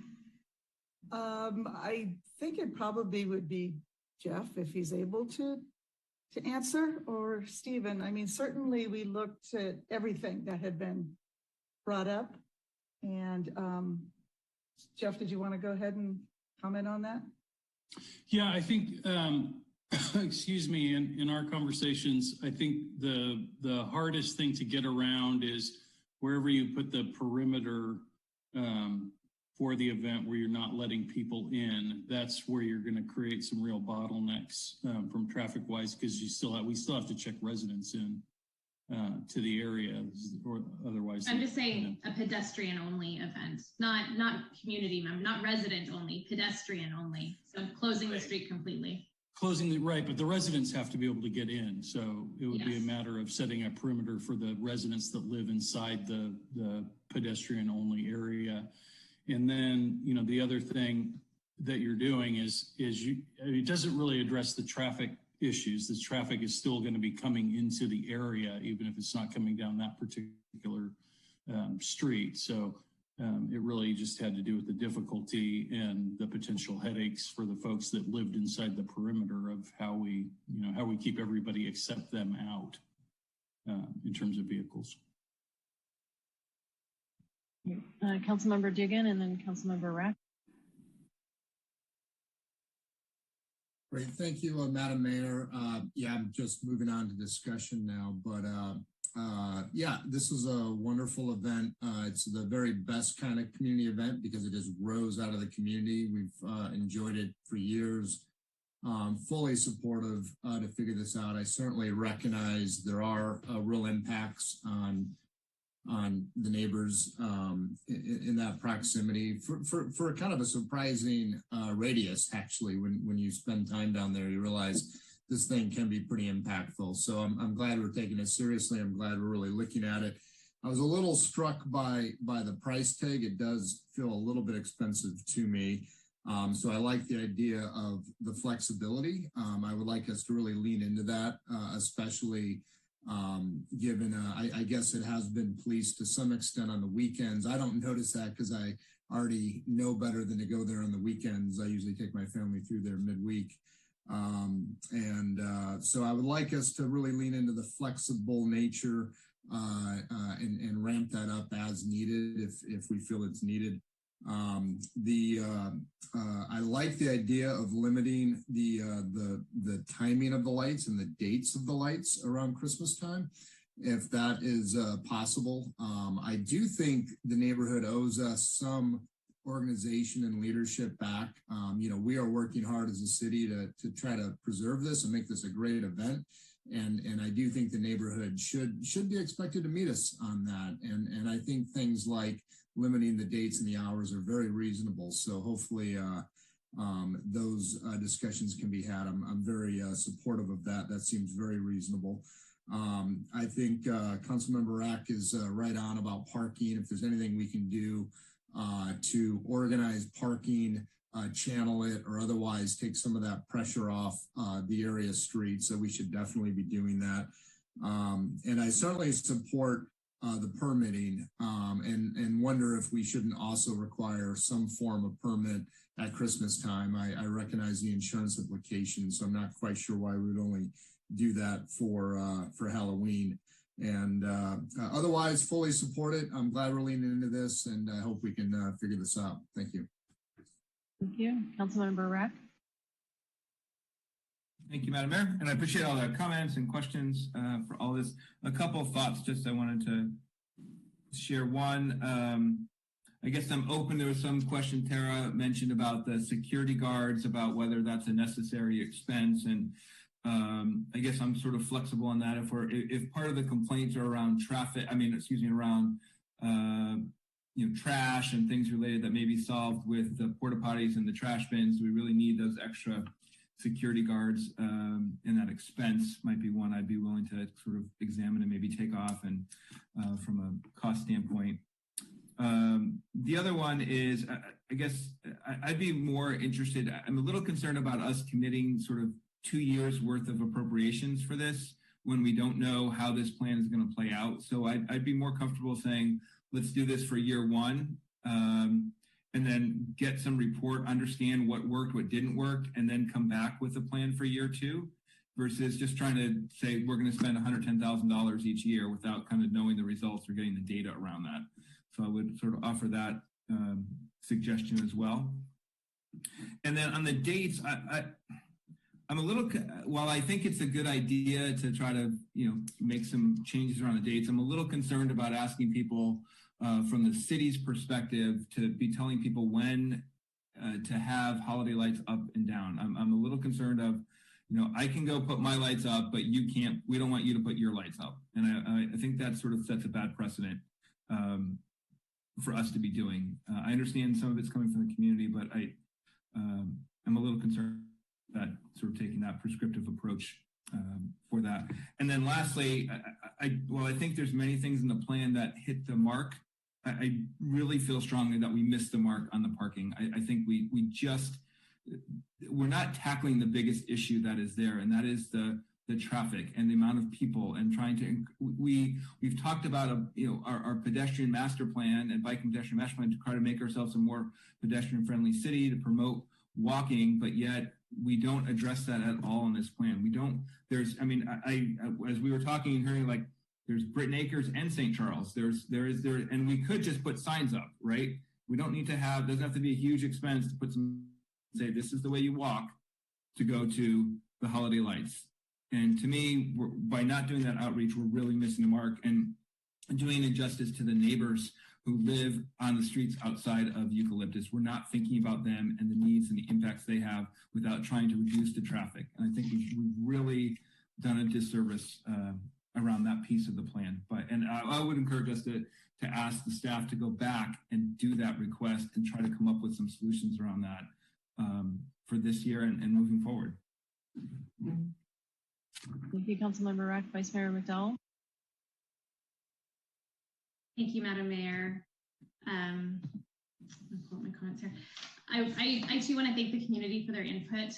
This issue is something that the mayor and I had a number of conversations about last December in response to a significant amount of feedback from our residents. I think holding the 2 community meetings was really valuable to understand the scope of the impact of this community celebration. I'm sure, like everyone, our family values this holiday tradition too. It's something that makes our community very special, and I think that that's not lost on any of us.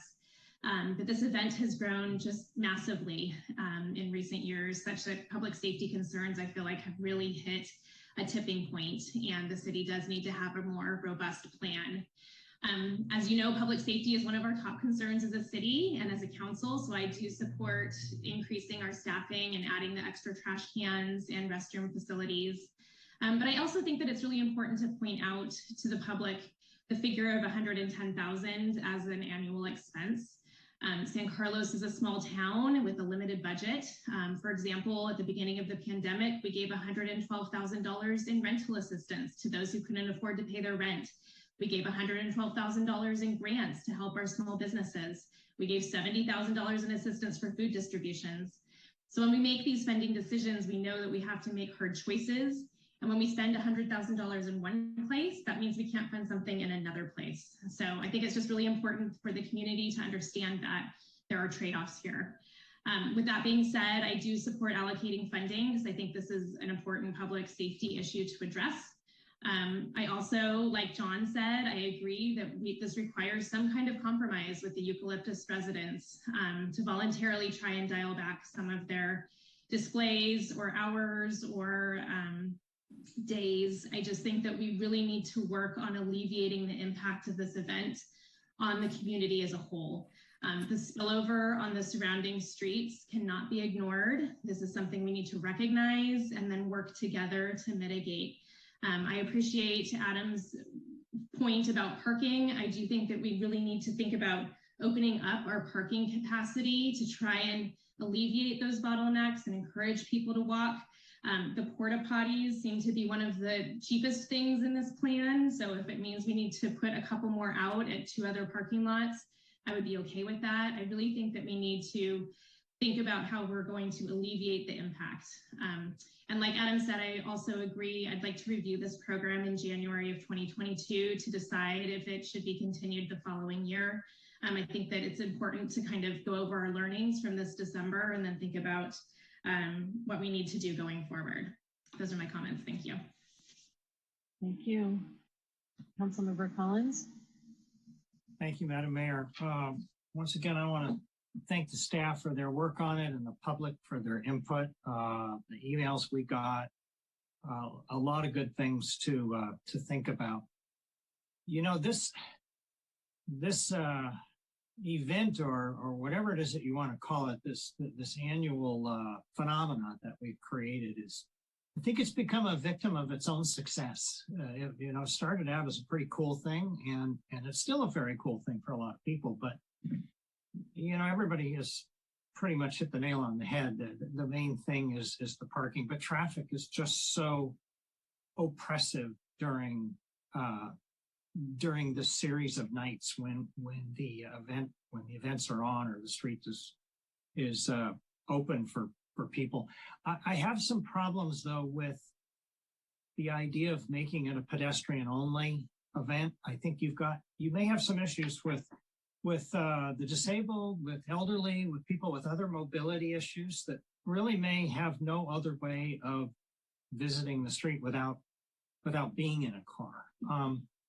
The other concern I have is with the parking. Well, I think that's generally a good idea. I have a little it concerns me that now the city is getting involved with sanctioning an official parking area. Think about that larger parking area at along Arroyo at Arroyo School. If you make that a designated parking area, now people know, gosh, there's lots of more places to park. And I can imagine the traffic trying to get in and out of there every night, trying to, find a place to park. I think that lot would fill up very quickly. Britton Acres has no real, large supply of parking. Neither does St. Charles. I don't know what St. Charles' agreement is with the city. And they also have their own events going on. So those things really concern me. And I also believe that, last year, as I think our city manager said, that the whole COVID situation made this thing worse. So I generally agree with everything staff's proposing. I like the idea really of limiting the hours, limiting the access, the one-way traffic control. I think that's good. I agree with Adam that maybe we ought to make this a one-year commitment, at least for the time. I'd like to see how it goes, and then we can make a decision. But we really need, to think about this in the long term. I think everything we're looking at is really just a moderating effect on what has become something that impacts way more than the people on eucalyptus and birch and orange and tamarack. As one resident wrote who lives on Cedar, she can't get in and out of her driveway. Then it impacts people on, I think, as far away as Alma and Howard and Greenwood. So whatever we can do to make it a little bit easier, I'm in favor of. But I think we really ought to be careful with how far we go in providing this parking and limiting the access only to pedestrians. I just think that could create more problems than it might solve. So those are my comments. All right. Thank you, Councilmember Collins. Appreciate the discussion. From my perspective,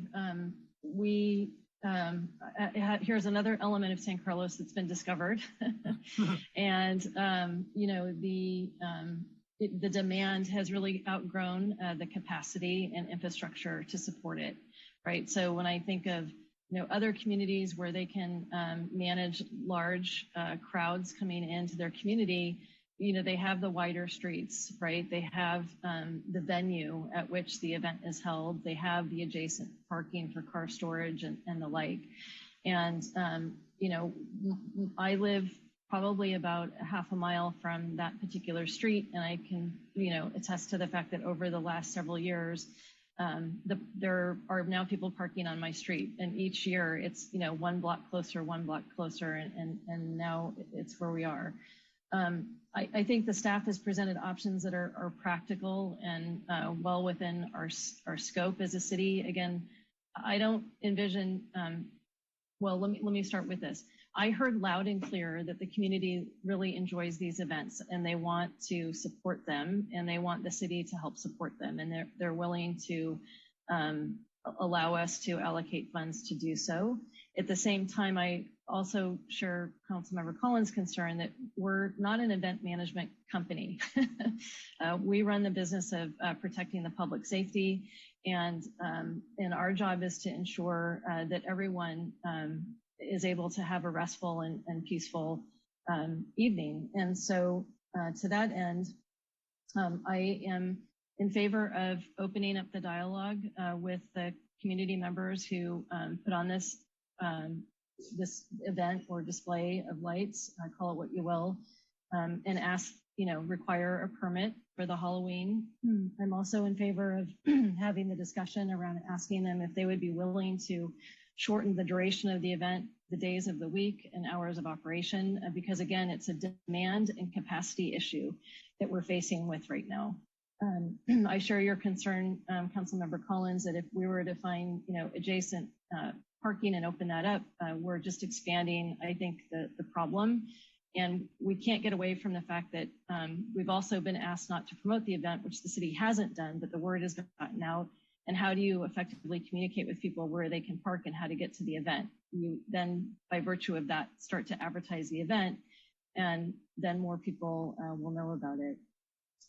I appreciate the sentiments with respect to the one-way street and making that a more permanent fixture for the duration of the holiday lights. And I understand with a permit for the Halloween that would allow the closure of the street.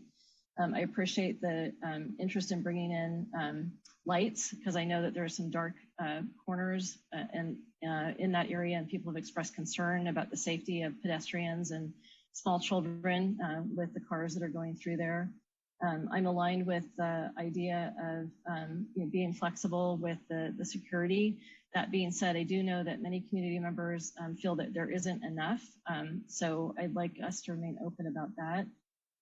Bringing in trash receptacles and restrooms was something that I think is needed. Again, it's that harkens to a safety issue, a health issue. And I do appreciate Councilmember Rack's proposal on committing 1 year to this and then assessing and seeing how it goes. So those are my perspectives at this time. Councilmember Rack.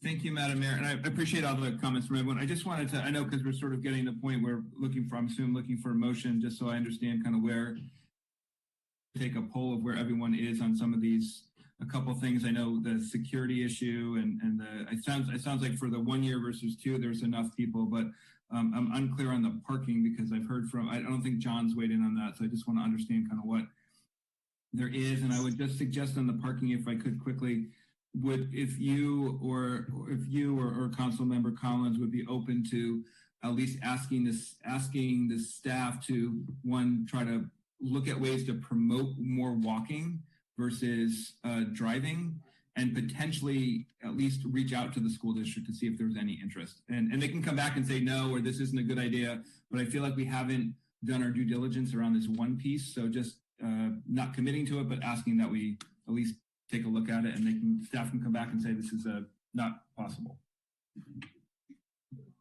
I just thought I'd mention that we'd be happy to reach out to the school district as well as St. Charles and see if those are options. Just concern would be what the expectations will be for having parking by the public on these school sites in the evening, and what cleanup and what they might require of us. So we just need to be aware that they might have some expectations, and also depending upon how far they are from the location, if we need to have facilities and things at multiple parking lots. I just wanted to bring that up. We'd have to come back with some more costs for you. Thank you. Councilmember Dugan and then Councilmember Collins. Thank you, Madam Mayor. And yeah, I certainly support figuring out parking. I appreciate Adam's concern around that. That is one of the major impacts. I guess, I would be willing to fix our budget as proposed and delegate to staff that they figure out parking. I'm not very interested in expanding this budget even further. I already think it is a pretty rich budget. I appreciated Sarah's perspective on how this measured up against some of the direct support we provided our community, in a very significant crisis. So this is pretty rich in support of a neighborhood event.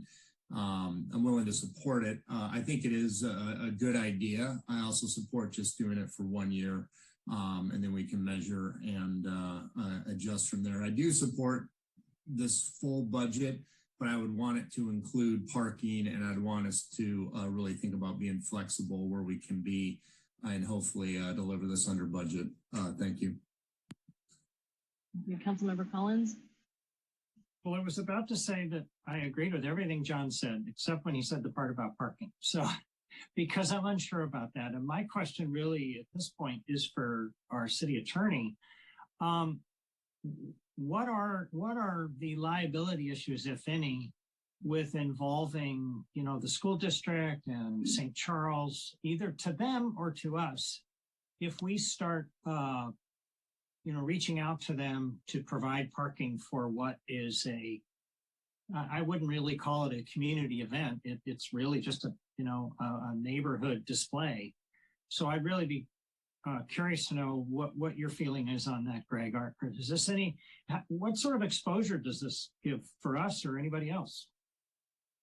I think the main issue I see with entering into an agreement with the district or St. Charles Church is that they will both want to have an MOU or an agreement, and those agreements will have indemnity provisions in them, as they should, because we're the ones requesting to use their parking lots or their property for the events. So I'd see that's where, and so that what that means is the risk of any incidents that happen in those parking areas. And there's, I mean, I can think of a lot of things that we don't need to go into tonight, but to the extent that there is risk, that risk would be allocated to the city, whatever happens in those parking lots during the event. It wouldn't matter that whether it was related to the event or not. It could be, something happening. It's just during the time that we're using it, it's going to become our issue. Thank you. Yeah, that was one of my concerns, and I'd be interested to know how, what the reaction is of my colleagues to Greg's comments, and if there are any other suggestions maybe we ought to think about. Jeff, I see you brought your video on. Do you want to respond? I did. I was just going to kind of respond to Councilmember Rack's request, because I don't think there's anything wrong or prohibitive with us beginning that conversation with St. Charles and the school district. They may say no, or they may, I'm like Greg pointed out, I'm sure indemnity will be an issue for them, and we have insurance. So, I mean, it would just be like during the times we were using the lots, they would function like a city facility or any city parking lot that we owned. So we can have those conversations and bring whatever issues come out of those conversations back to you for decisions. I also think, and maybe this probably won't be good news for you, John, but I think you'll have to look at an additional expenditure because I think we're going to need like parking attendants, like, when we rejiggered the parking downtown while Wheeler Plaza was under construction, because, there could be times when the lots become full and, so they'll need to be open and closed. There'll need to be a circulation pattern within the lots so that you don't have vehicle conflicts, one person going one way into the parking lot, another person going the opposite way, and sort of tying up the parking lot and backing up onto the streets. So it's all doable and achievable, but it begins just by having a very simple conversation with the school district and the school, just to see if it's even an option. And then from there, we can put together a plan on how that would work and bring it back to you, and you guys could decide specifically on that issue one way or the other in terms of how you'd like it to work, if it's feasible, or if there's partners willing to let us use their property. Thank you, Jeff. So, and Councilmember Reck, you had asked this question earlier. So my understanding is that there's an interest in staff having us take action on these program elements tonight so that they can meet the deadline to start to address the October Halloween holiday.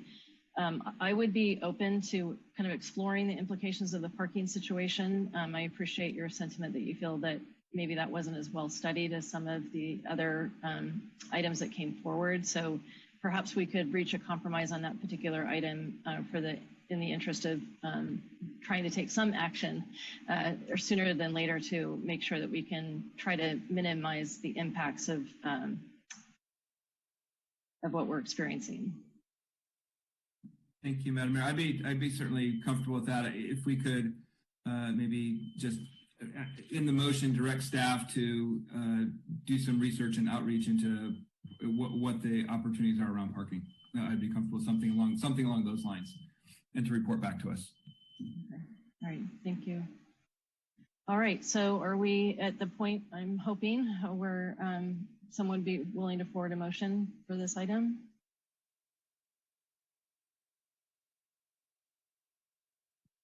Well, I'll take a stab at it.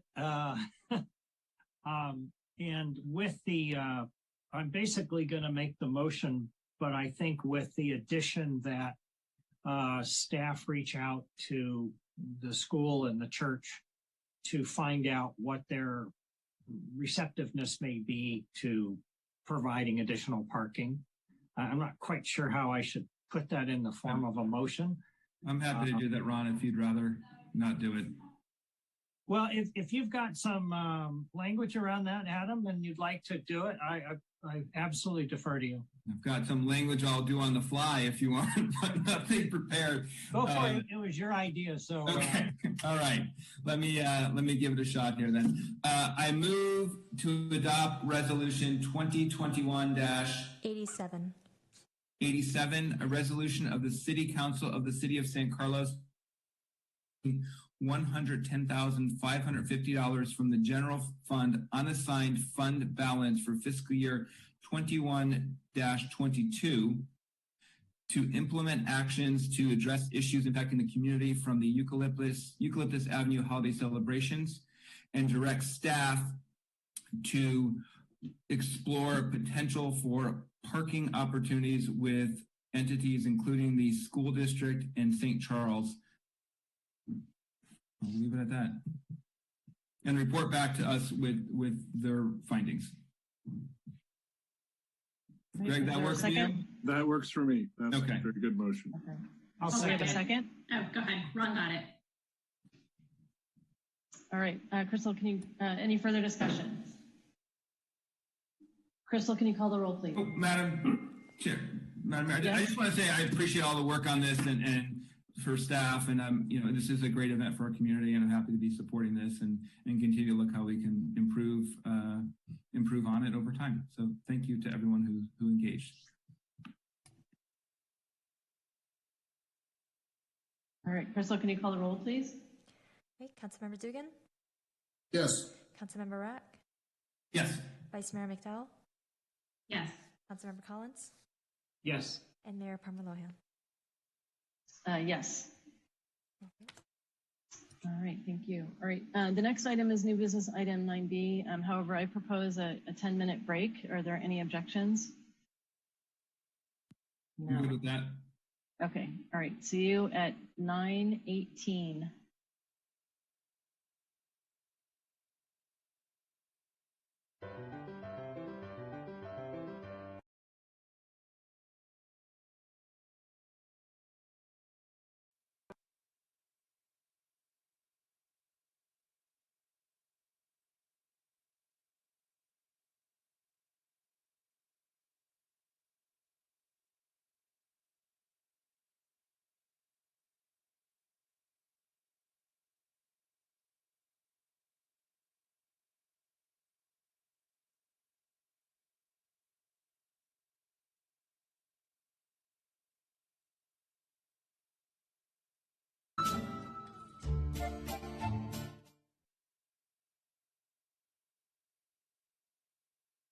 It looks like we have a quorum. So this next item is item 9B, the solid waste discount rate. Stephen Machida, Public Works Director, will be making a presentation. Welcome, Stephen. Thank you, Madam Mayor, City Council members. So Crystal, could you advance the slides, please? So at the study session conducted on March 23rd, related to the solid waste reduction program, actually staff received direction from council to bring back an action item to increase the solid waste rate discount from the current level of 10% to 20%. So just for some history, we currently have 122 households currently participating in the program. And what we're actually seeing is an average growth of about 15 households per year on participating in the program. So tonight we're asking for some additional, or actually we're not really asking for additional funding, but we're going to really kind of go over what going from the 10% level to the 20%, what it really means. But no fiscal impacts or appropriation are being asked for as the fiscal year budget 21-23 operating budget actually includes sufficient funding to cover the requests.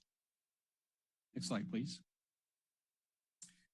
So the program has and continues to be advertised in the Recology billing inserts, the billing messages, social media, and on the city's website. In order for residents to participate in the solid waste reduction program, the applicants must actually submit an approved PG&E CARES program application, which they also offer a 20% reduction in electric rates to low-income households. Next slide, please. So this table actually depicts, the entire budget, or excuse me, the expected program costs for 2021, 2022, and 2023 with a 20% discount. The highlight areas, as noted below in the footnote, is the numbers are shaded, and these are what the expected program costs in the respective years. So as I mentioned earlier, the current year, we have 122 households, and we anticipate with the 20% reduction or discount plus the 6% solid waste rate increase, the budget for this program, to fund the program, would be just over $8,100. For 2022, again, assuming we add another 15 new households to the 122, we get 137 households. For 2022, with the 20% discount plus the 6% increase for the solid waste, we have a little over $9,600. And then for 2023, again, assuming that 15 new applicants requesting participation, we would have 152 households. And that budget, or excuse me, that cost for the program would exceed a little over $11,339.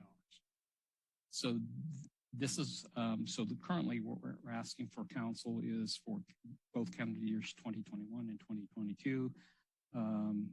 Basically, program cost would be about $11,000, and for 2023, it'd be $11,500.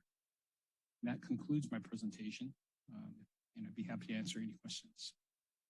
All right. Are there any members of council who wish to ask a question?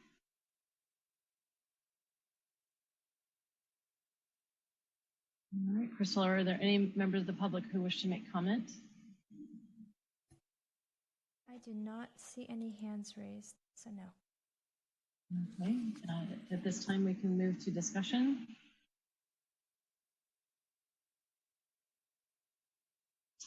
Councilmember Dugan. Yes, Madam Mayor, I just want to say I fully support this. I think it's a good idea. We just voted a couple months ago to raise our rates by 6% a year for each of the next 3 years. I did not support that, so I certainly support helping those who might need assistance in this. And I think 20% is much more meaningful than 10%. Especially with the impending rate increases. So I firmly support this measure. Thank you. Thank you. Councilmember Rack, and then we'll go to Vice Mayor McDowell. Thank you, Madam Mayor. I too support this, and I think that matching the PG&E CARES program is a nice way to do this. It doesn't require us to have any additional staff time or use to do this, since people already have to qualify for the CARES program. And so for this small incremental cost, I think it's a good way to help those families, excuse me, most in need in our community. Vice Mayor McDowell. Thank you, Madam Mayor. I too will be voting in favor of this. I think this is a great way to continue to help the community. I believe Councilmember Rack brought this forward, and I wanted to say thank you again to him for that. And I'm looking forward to giving this extra assistance. Thank you. Thank you. All right. With that, I'll entertain a motion. Madam Mayor, I move to adopt resolution 2021-88, a resolution of the City Council of the City of San Carlos increasing the solid waste rate reduction program discount from 10% to 20% for qualifying low-income households. Second. Crystal, can you please call the roll? Councilmember Rack? Yes. Vice Mayor McDowell? Yes. Councilmember Collins? Yes. Councilmember Dugan? Yes. and Mayor Parmer-Lohan. Yes. Thank you. Okay. So that moves us on to item 10A, reports to City Council. We'll receive a report by the City Attorney concerning the use of the City Seal in response to the August 23rd, 2021 public comment. Thank you, Madam Mayor and City Council members. At the last regularly scheduled meeting on August 23rd, a member of the public asked a question about the use of the City Seal by Mayor Parmer-Lohan that was printed in an ad, a program ad honoring the retirement of the Labor Community Services Director at an event on August 13th. He also wanted to know when the City Council had authorized the use of the City Seal by the mayor. This is essentially a novel question that I have not seen before. I've been the city attorney for 13 years and I've never seen a request to use the City Seal come to the council. So I took a look at our city code, the relevant government code sections regarding use of public resources, advice letters from the Fair Political Practices Commission, and some treatises on the use of city seals and logos that other cities have regulated differently than we do. The program itself is pretty, the advertisement which I saw is pretty simple. It said, congratulations, Raina, who is the person who is retiring, and thank you to our brothers, sisters, and siblings. And then it had, under that, it had Mayor Laura Parmer-Lohan, City of San Carlos. It didn't say City of San Carlos, excuse me, next to her name because of, I understand because of space limitations, the City Seal was placed there. The advertisement also included a picture of the retiring person. I don't know if it was in the ad or it was on the same page. And there was also other logos from the labor unions and affiliates. So when I looked at what other cities have done, there are more robust regulations of the use of the City Seal and city logos and intellectual property, if you will, that identifies the city. But we don't have that type of regulation in San Carlos. We have in our section 1.08 of the code some very limited provisions relating to the City Seal that say, one, that it's the design of the City Seal is described in the code. Two, it says that the city clerk is the custodian of the impression of the seal, not the seal itself, but the impression of the seal. And then also requires that city vehicles have images of the City Seal on city vehicles unless the chief of police authorizes an unmarked car. So that's the extent of the code regulation of the use of the City Seal. Now, by implication, I also looked at the city's code of conduct because this code of conduct allows council members to use city letterhead, which has the City Seal on it, for uses of recognizing achievements and to identify their status as a mayor or as council member. And that portion of the policy is suggestive and not mandatory. So what that means is in the code of conduct, it says that the council members should only use it for these purposes that specify, but doesn't limit it to only those purposes, is my interpretation of the code. So because we don't have any regulation of that, I'm interpreting the way the code of conduct works with the municipal code on the use of the City Seal, and also the past practices of the city. For example, the municipal code talks about using the City Seal on vehicles, but all of the city officials' business cards have the logo. So the code, obviously, for years we've been using the city's logo or seal on our business cards. and an email communication on the website. All those things are not mentioned. So they're obviously, we're using the seal in more ways than just specified in the municipal code. So finally, I did ask the mayor about the ad, and she confirmed that to me that there were no public resources used for the ad or public funds used for generating the ad. It was funds that she had used for that purpose. So I think, in my opinion, the city code of conduct combined with the code contemplates use of the city seal by public officials like the mayor and council members through both past practice and the authorization in the code of conduct to use the city's letterhead, which is distinguished from other letterhead by having the city seal on it. And so I think that together, when you look at that, we don't have a violation of the code of conduct. And I think the action by the mayor in including the logo as shorthand for affiliation with the city of San Carlos, I think is consistent with the policy. And then also, I don't think that any specific council action is required under the present code and policies. After my research, I mean, it could be that the council might direct us to tighten this up or be more specific about these issues, but the way our code is worded, it kind of allows for, and the past practices along with the code of conduct, I think it allows council members to use it for the purpose that it was used here, which was to recognize a member of the community. So that's my opinion on the subject matter.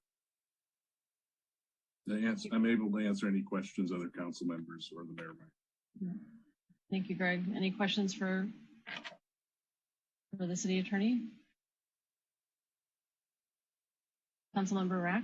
Madam Mayor, I appreciate the research done on this, and I mean, I think it sounds like there's nothing to pursue further, which I think is good to hear. And I'm just wondering if it makes sense to have some clarification of the, if we is something we want to review at some point, because I think making things as black and white as possible is great, and we don't have to get in a situation where you have to spend time reviewing this when we sort of know the result.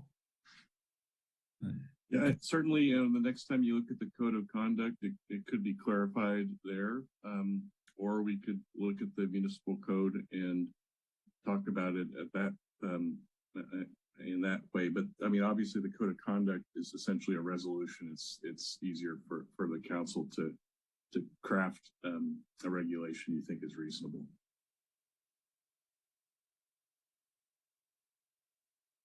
Okay, thank you.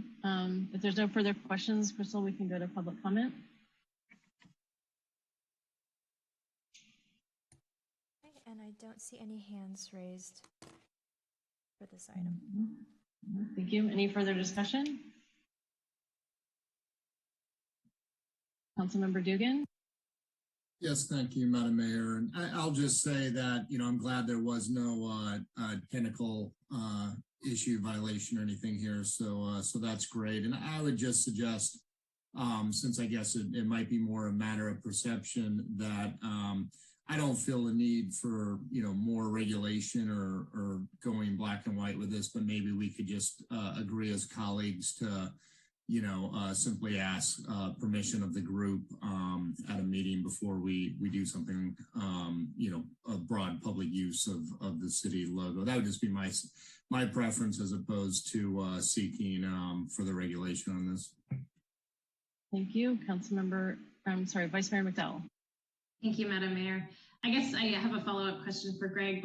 How often does the council review the code of conduct? Because I feel like we can make an agreement here tonight, but unfortunately we all turn over at some point. So I think that it is better to probably have something in writing at some point, but I'm wondering, how often the city council reviews the code of conduct. Well, Crystal might know it more specifically than I, but it seems to me like it's every few years we look at it, and that's an opportunity to clarify issues that may have come up, as well as comply with some state law changes that come up from time to time that are relevant to council behavior, if you will. So I think it's probably been a few years, Crystal, if I'm correct, that since the last time we looked at it. So that might be a direction we could head. You're not making any decisions tonight anyway. It's just but you can give us direction to bring something back to you if you want.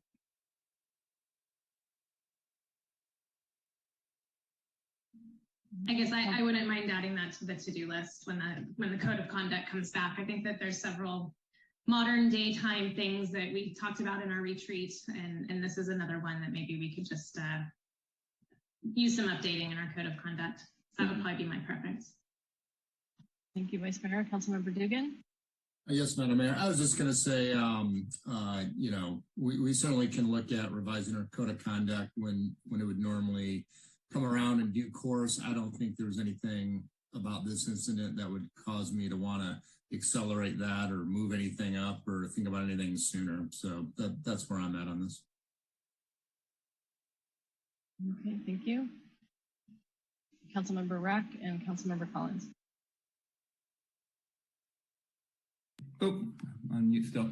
I think adding this to the list of things that we take a look at is, I think, a good idea, and I don't know that it has to sort of something we do next week. I think it's, but sort of adding it to the list of our agenda items, I think would be a good thing. Thank you, Councilmember Collins. Yeah, I agree with John. I don't think there's really anything to do here. When we look at the code of conduct again, we can talk about it then. And I believe, by the way, that I was a member of the subcommittee on the code of conduct, and I will happily relinquish my position to Sarah and or John. So. All right, thank you. All right, I'm not seeing any further discussion on this. So Greg, do you have what you need on this? Yes.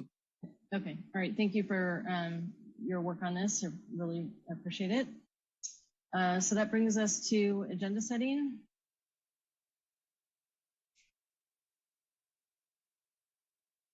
I'm not seeing any hands up, so we'll move to adjournment. So we're going to be adjourning the meeting tonight in memory of former San Carlos Mayor and Councilmember John G. Buchanan. Former Mayor Buchanan served for 9.5 years on the council. He was first elected in March of 1978 and re-elected again in April of 1982. He served as mayor from April 1979 through April 1980, and then again from 1984 through November of 1985. May his memory be with us all, and my thoughts are with his family. Councilmember Dugan and Councilmember Rack. Yes, thank you, Madam Mayor. And just a personal note for me on John. So John happens to have been my next door neighbor up here on Chilton Avenue, and just a fantastic gentleman. Just share a bit of his history. I mean, just such an American story. High school state champion swimmer, went on to the Naval Academy. I think he was a captain of the Naval Academy swim team, set some records there. Married his high school sweetheart, Connie, just after graduation.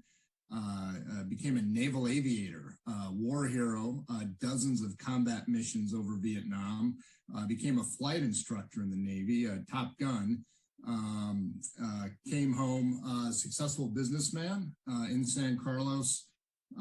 10 years on council, as you mentioned, twice mayor, I believe, and just, fantastic husband, and obviously a great dad from, we were neighbors for 15 years, just a tremendous warm family. I remember when I first moved into Chilton Avenue, 2004, he was sharing stories about things that had gone on in the city and all his involvements, and I'll say that was an early kernel of inspiration for me to want to get more involved. And, we chatted about things from time to time. So I owe a lot to John, and just a great American. And I enjoyed reminiscing a bit with Councilmember Collins. Ron and I were chatting, and I guess John was an early inspiration for Ron back in the day as well. So John clearly has had a broad, deep impact on San Carlos, and he'll be deeply missed. Thank you. Any further comments from council? Oh, I took my hand down. Sorry, because you called on me earlier. All right, Councilmember Rack. Sorry. Thank you, Madam Mayor. And I just want to also just extend my condolences to the Buchanan family. And I think I saw on the participant list that his daughter Sarah is on the call. So, I had an opportunity to spend some time with John and to learn really about the history of the city and some of the work that he did around when the high school was closed down and kind of how creating sort of the park and some of the work that was done. And I emailed Sarah and asked her like what other things she would want to talk about the community, what her dad had done. And it really, he's, has done so much. He couldn't sort of name one thing or the other. It was just that he loved this community and loved spending his time in it and helping to better it. And we're certainly thankful for all his work, and he'll be missed. And I extend my condolences again to the Buchanan family. Thank you. Councilmember Collins. Thank you. Yeah, I just also want to extend my condolences to the family and thank them for John, especially for his mentorship and his support 10 years ago when I was first running for the council. It meant a lot to me at the time, and I really admired his service on the council. And I'm sorry that he's gone. Thank you. All right. Thank you for the meeting, everyone, this evening, and we'll see you next time around. Good night. Good night, everyone. Good night. Thanks.